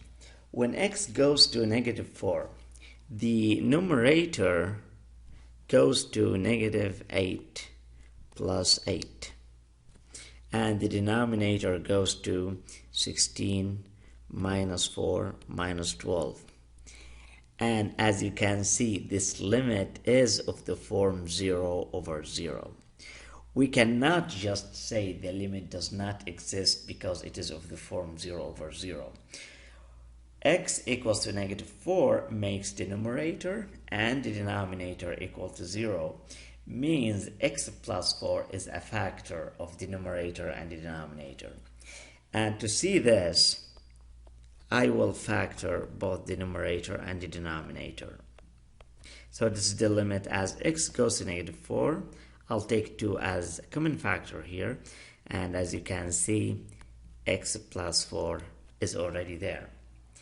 And in the denominator, it is in fact x plus 4 times something. What is it? It is times x minus 3. This is very interesting now, because I can simplify the limit and it just becomes the limit as x goes to -4 of 2 divided by x minus 3. You see now this limit is not of the form 0 over 0, and I can compute it very easily. It is what? It is 2 divided by -4 minus 3, and it is just -2 over 7. It's very simple and so interesting. In this example, when x goes to 9,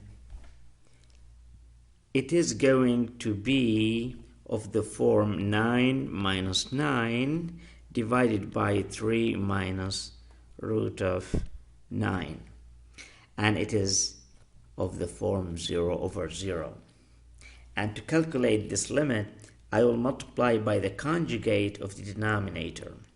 So this is the limit as x goes to 9 of 9 minus x divided by 3 minus square root of x times the conjugate is 3 plus square root of x, and I'm just multiplying by 1.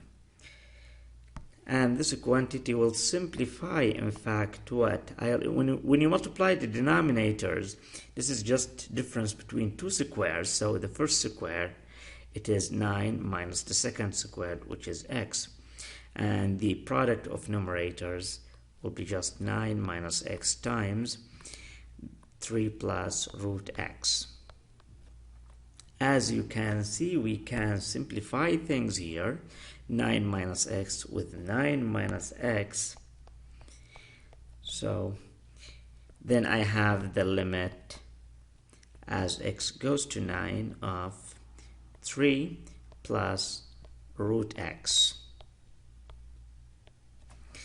And when x goes to 9, this quantity will become just 3 plus 3, which is 6. So simple. Now let's see how to solve this interesting problem. When x goes to 2, the numerator goes to square root of 9 minus 3 divided by 2 cubed, that's 8, minus 4 times 2, which is minus 8. It is of the form 0 over 0. To simplify now this limit, I'll multiply by the conjugate of the numerator. So this is the limit as x goes to 2. So it will be square root of x plus 7 minus 3 divided by x. I can factor the denominator as x times x squared minus 4 times the product, the conjugate of numerator is what? Is square root of x plus 7 plus 3 divided, of course, by the same quantity, just to multiply it by 1. Alright, so plus 7 plus 3. Now when you multiply the numerators, okay, it just becomes product of difference between two squares. So the first squared is x plus 7 minus the second squared, which is 9. And I can factor this, if you can see. This is just x times x minus 2 times x plus 2, and the whole quantity times this, square root of x plus 7 plus 3.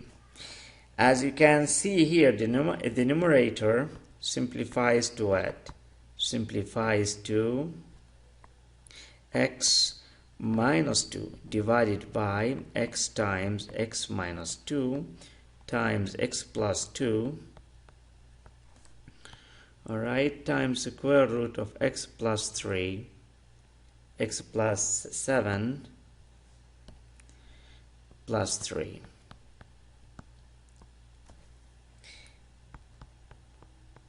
Alright, and see here, x minus 2 cancel out with x minus 2, and the value of this limit is very simple. So it will be 1 divided by 2 times 2 plus 2, that is 4, times the square root of 2 plus 9, that is 2 plus 7, that's 9. So it's 3 plus 3, which is 6, becomes 8 times 6, okay?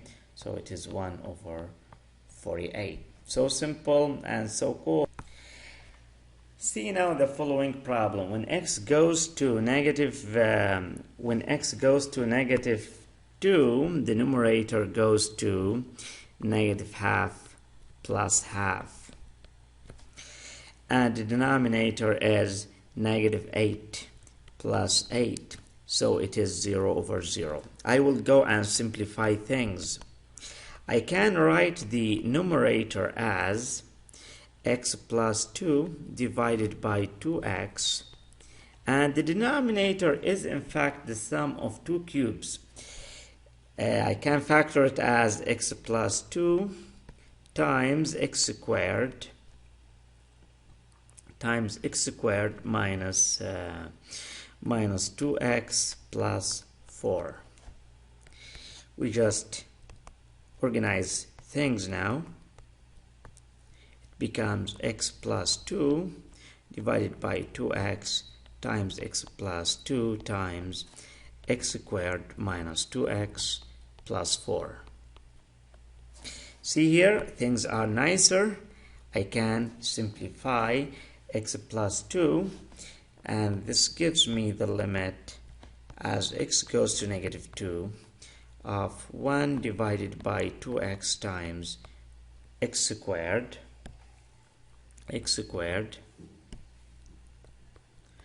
minus 2x plus 4. It is not of the form 0 over 0 way, where I can just substitute negative 2 and find the value of the limit. It is equal to 1 divided by negative 2 times negative 2 times, and that is 4 plus 4 plus 4. So it becomes 4 times 12, which is negative 1 over 48.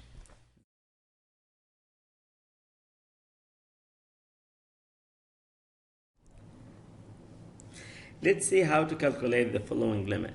When t goes to 1, the numerator will go to 3 times 1 squared minus 3, that is 0, divided by sine 1 cubed minus 1, that is sine 0, and we know sine 0 is 0, so it is of the form 0 over 0.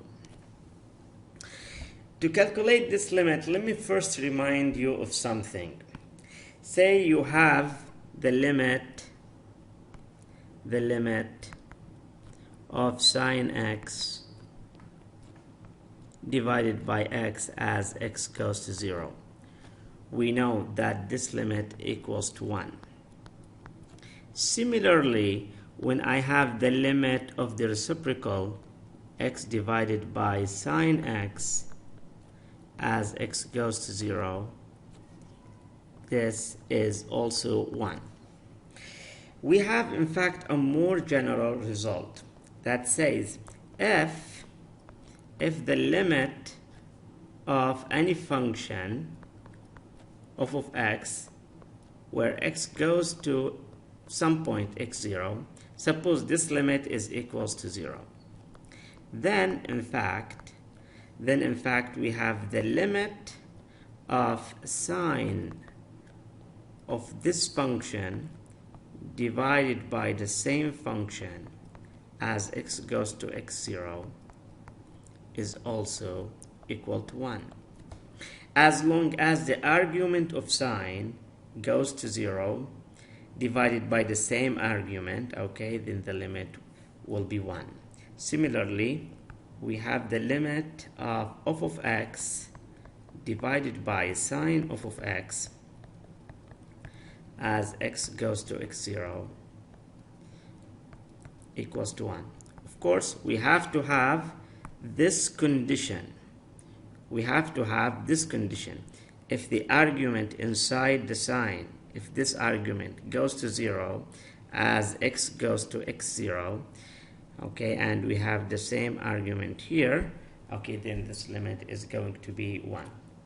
We have the same situation in our problem here. See here, as t goes to 1, the argument of sine, which is t cubed minus 1, goes to 0. So this is a right a place to apply this result. So as t goes to 1, I wish to have sine t cubed minus 1 with numerator the same as the argument, which is t cubed minus 1. And of course, if I place this quantity, I have to divide by the same quantity. All right, and I will have the numerator, this one, which is 3t squared minus 3. Now I can see that this quantity here, the limit of this quantity is going to be 1. So I'll just distribute the limit. So the limit of the first times the limit of the second. So it will be the limit of t cubed minus 1, t cubed minus 1 divided by sine t cubed minus 1 as t goes to 1. Okay, times the limit of 3t squared minus 3 divided by t cubed minus 1 as t goes to 1. As you see, the first limit is very easy, which is 1, okay, times the second limit.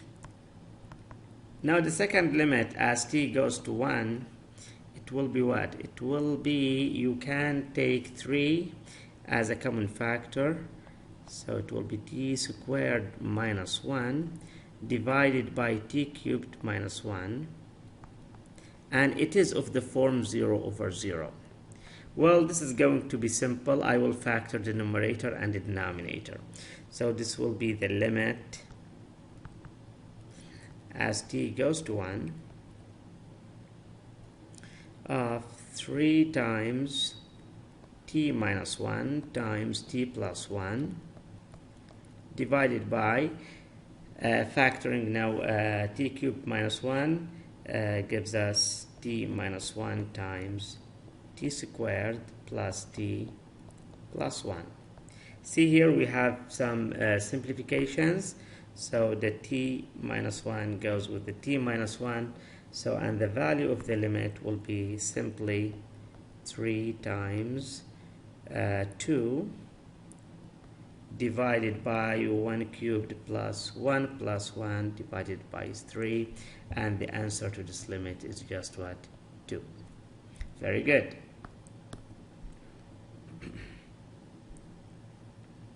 In the following limit, as x goes to 1 from left, we know the numerator is going to go to where? 1 squared minus 3 plus 2, and the denominator goes to 1 minus 1. So it is of the form of 0 over 0. Well, to compute this limit, we factor. Now, as x goes to 1 from left, the denominator is easily factored as x minus 1 times x plus 1. And the argument of the absolute value is going to be factored as x minus 1 times x minus 2. Okay, very good. Now we simplify the things. So we have what? I will distribute the absolute value in the numerator. So as x goes to 1 from left, this is going to be the absolute value of x minus 1 times x minus 2 divided by x minus 1, okay, times x plus 1. Note here, when x goes to 1 from left, when x goes to 1 from left, this means that x is less than 1. It's strictly less than 1, and therefore, look here, the absolute value of x minus 1 is going to be the argument of this absolute value, the x minus 1, is going to be negative, right? And therefore, this value, the absolute value of x minus 1, is going to be minus x minus 1, which is here x, the absolute value of x minus 2. When x goes to 1 from the left side, it's just less than 1. The quantity inside the absolute value is negative, and therefore it's going to be multiplied by negative 1. So it will be negative x minus 2. So I'll put these values now in the limit. So this will be the limit as x goes to 1 from left times of negative x minus 1 times another negative, okay, negative x minus 2, the whole thing divided by x minus 1, times x plus 1. As you can see, I can simplify the signs. This sign, the negative times the negative, okay, is going to be just positive. And I can also simplify this factor with this factor, leaving the limit of x minus 2 divided by x plus 1 as x goes to 1 from the left. As you see now, this limit is not of the form 0 over 0. As x goes to 1, okay, the numerator goes to 1 minus 2, which is negative 1 divided by 2. It's very simple, but we need to care about how to calculate or simplify the absolute values. In this limit problem, as x goes to 1, the first factor is going to go to sine of pi, which is 0. And the second factor, as x goes to 1, it will be cosine pi divided by 0. So the quantity inside the cosine is going to go to plus infinity or minus infinity, and therefore the limit of the second factor is undefined, okay, it does not exist. And therefore we cannot just distribute the limit. We cannot say that this is the limit of the first times the limit of the second, because we can do that when both the limits exist. So what can we do to solve this problem? What we are going to do here is to apply the sandwich theorem. I know, let me just first remind you of something. Say, for example, you have sine function or cosine function. Sine of, say, for example, of x. If you have sine of any function, this quantity is going to be between -1 and 1, because the range of sine is between -1 and 1. And in fact, even if you have, for example, cosine or sine, the same thing, right? Say, for example, you have g of x times sine of x.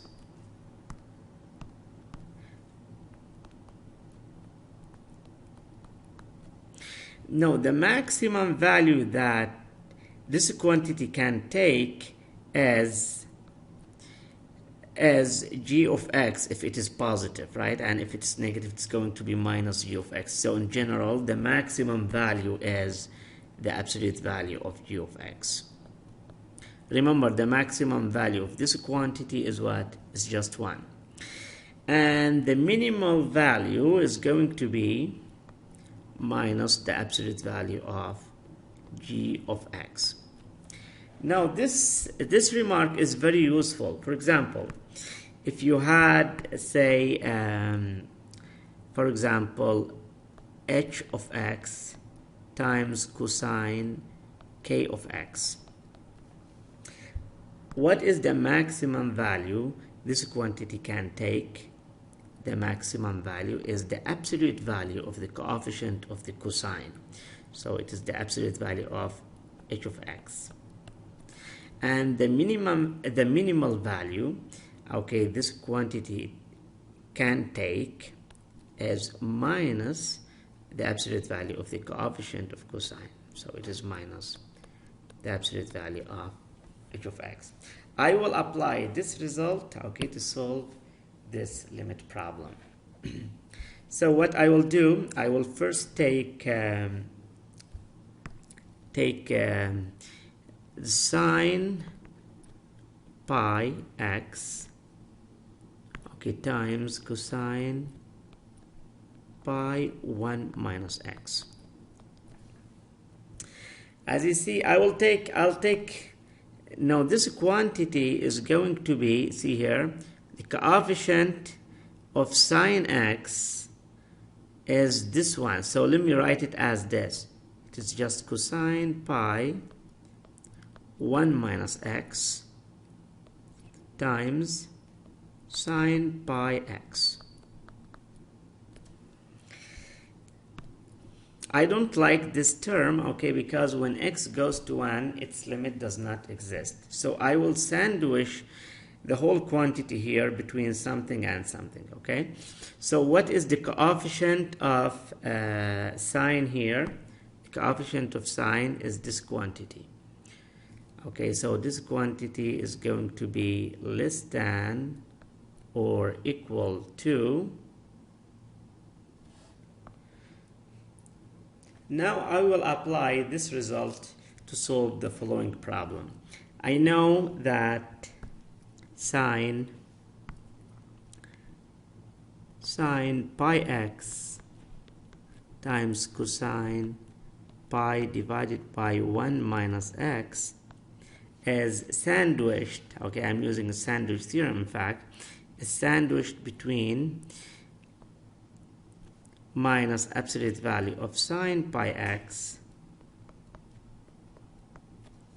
and the quantity is less than or equal to the absolute value of sine pi x.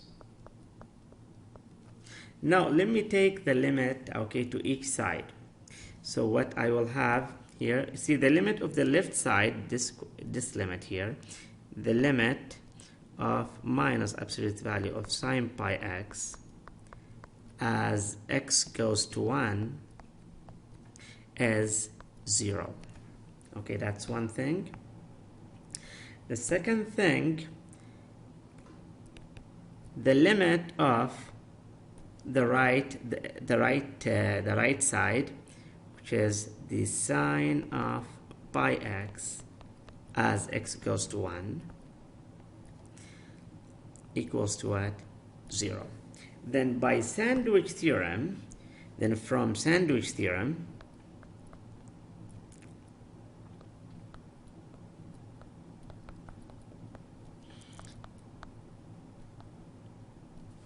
I have the following: the limit of the middle quantity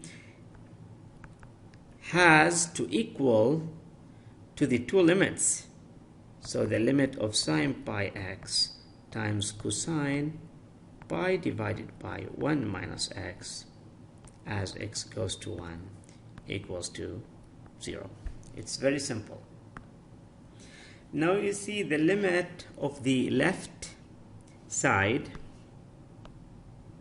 is equal to 0 and the limit of the right side equals to 0 as well. Then I can apply the sandwich theorem. So I'm going to write this from the sandwich theorem. From the sandwich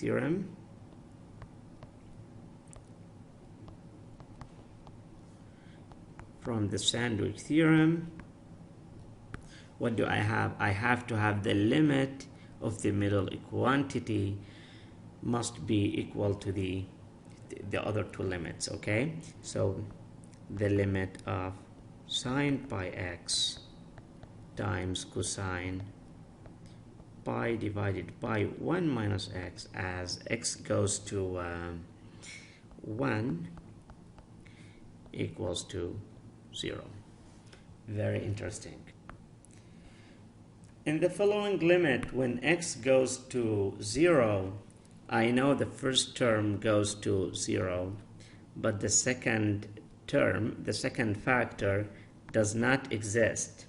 See here, when x goes to 0, the power here will be cosine of plus or minus infinity, so it doesn't exist. And therefore, I cannot pass the limit. I cannot say it's the limit of the first times the second. This limit is another application of the sandwich theorem. Note here, when x goes to 0, the limit of the first factor is 0, but the limit of the second factor does not exist. This question is another application of the sandwich. This problem is another application about the sandwich theorem. See here, as x goes to 0, the first factor goes to 0, while the second factor, the limit of the second factor, does not exist because as x goes to 0, this amount cosine, the limit of cosine 1 over x does not exist. And therefore we cannot just say the limit of absolute value of x times the limit of e to the power cosine 1 over x. And so what do we do here? I will implement the sandwich theorem. I will start this way. It's very simple. So I know first that cosine 1 over x is between -1 and 1. What I'm going to do here, I'm going to build my function. So I first have what? I first have cosine of 1 over x. Then I'm going to apply the exponential function to each side. I know the exponential function is increasing. The e to the power x is increasing. And therefore I will not interchange the inequality. Okay, so it will be e to the power -1, e to the power cosine 1 over x less than or equals to e to the power 1. If I'm dealing with, for example, not e to the power x, say for example I deal with say for example half to the power x, okay, then I have in this case I will have to change the inequalities, okay, because this function half to the power x is a decreasing function. Anyway, e to the power x is an increasing function, and that's why we just have kept the inequalities. Now the other thing, I'm going to have the absolute value of x. I will multiply each side by the absolute value of x. So this will give me the absolute value of x is non-negative, so this will not change the inequality.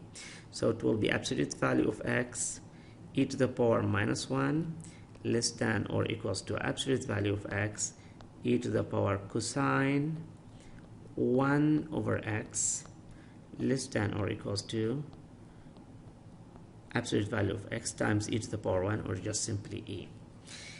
Notice here the limit of the right side and the limit of the left side. Let me calculate this.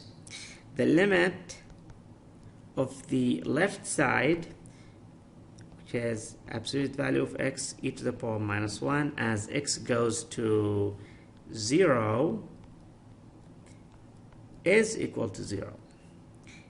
And also the limit of the right side, which is the limit of absolute value of x times e as x goes to 0, is also 0. Then I can apply here the sandwich theorem. Okay, then by the sandwich theorem, by the sandwich theorem,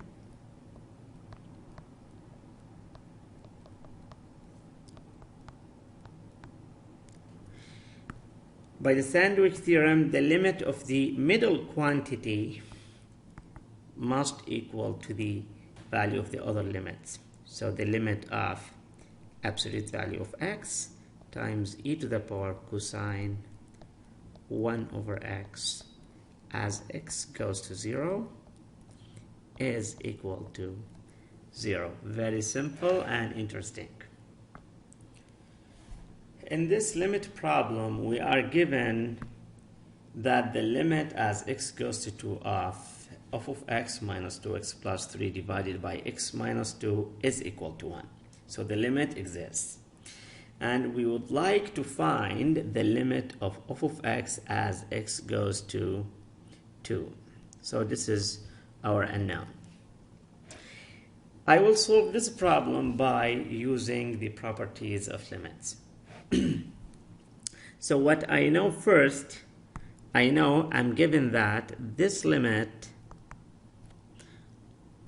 of f of x minus 2x plus 3 divided by x minus 1 equals to 1 when x goes to 2.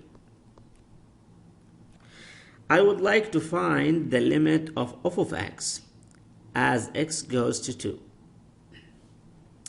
A simple way is to multiply both sides by the limit of, the denominator here as x minus 1, just to free the denominator. So it will be what? The limit of x minus 1 as x goes to 2, right? This question. Repeat.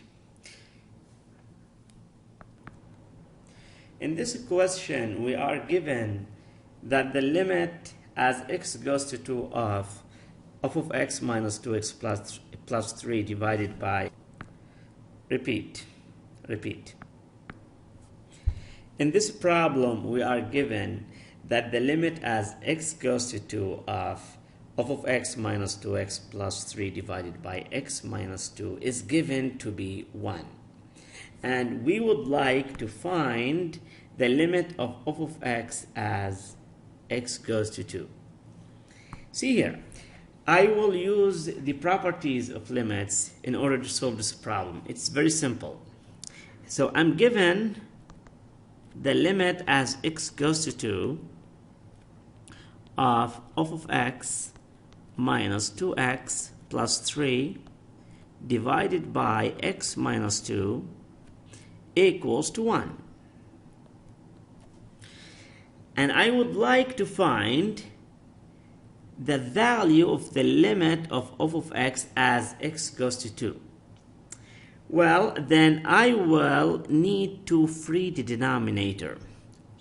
I'm going to multiply both sides by the limit of the denominator, x minus 2 as x goes to 2, both sides.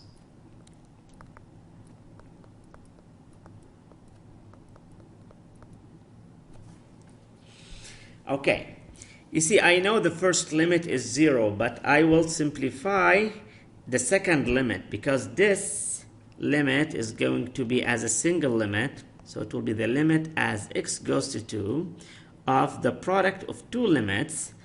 Okay, so it will be x minus 2 times f of x minus 2x plus 3 divided by x minus 2. Okay, and the limit of the right hand side will be just 1 times 0, which is 0. Very simple. And the interesting thing here is x minus 2 cancels out with x minus 2, leaving what? Leaving the limit of f of x minus 2x plus 3 equals to 0 as x goes to 2. Now I can distribute the limit. So it will be the limit of f of x as x goes to 2 minus 2 times the limit of x as x goes to 2 plus the limit of 3 as x goes to 2 equals to 0. And this is very simple. This is just what? This is the limit of f of x as x goes to 2 minus 2 plus 3 equals to 0. So the limit of f of x as x goes to 2 will be negative 3 plus 2, which is negative 1.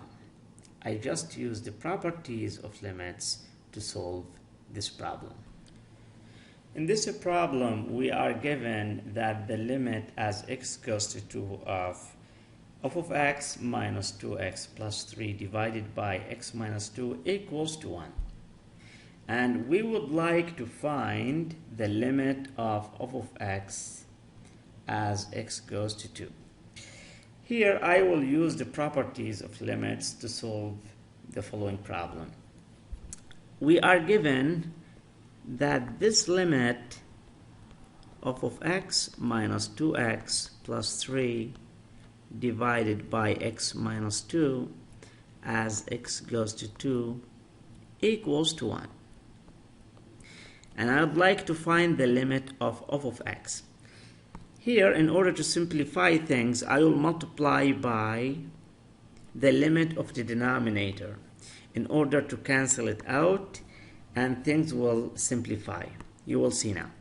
So I'll multiply by the limit of x minus 2 as x goes to 2. Of course, this limit is 0, but that's okay. Times the limit x minus 2 as x goes to 2. You see, in the left-hand side, the limit of the first times the limit of the second will be the limit of the product, okay? So it will be the limit of x minus 2 times of x minus 2x plus 3 divided by x minus 2 as x goes to 2. And you know, this is the right hand side is just 1 times the limit of x minus 2 as x goes to 2 is going to be just 0. The nice thing here is that I can simplify. So, and this will be the limit of x minus 2x plus 3 as x goes to 2 equals to 0. And now I want to find the limit of x. Simple, I will just distribute the limit. So it will be the limit of x as x goes to 2, okay, plus or minus the limit of 2x as x goes to 2 plus the limit of 3 as x goes to 2 equals to 0. So what do I have here? I have the limit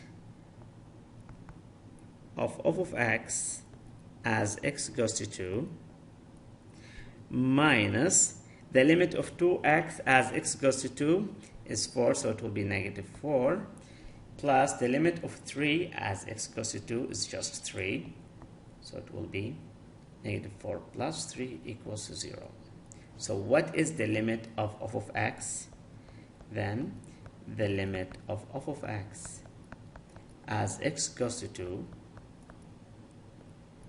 is simply 1. Very interesting and easy.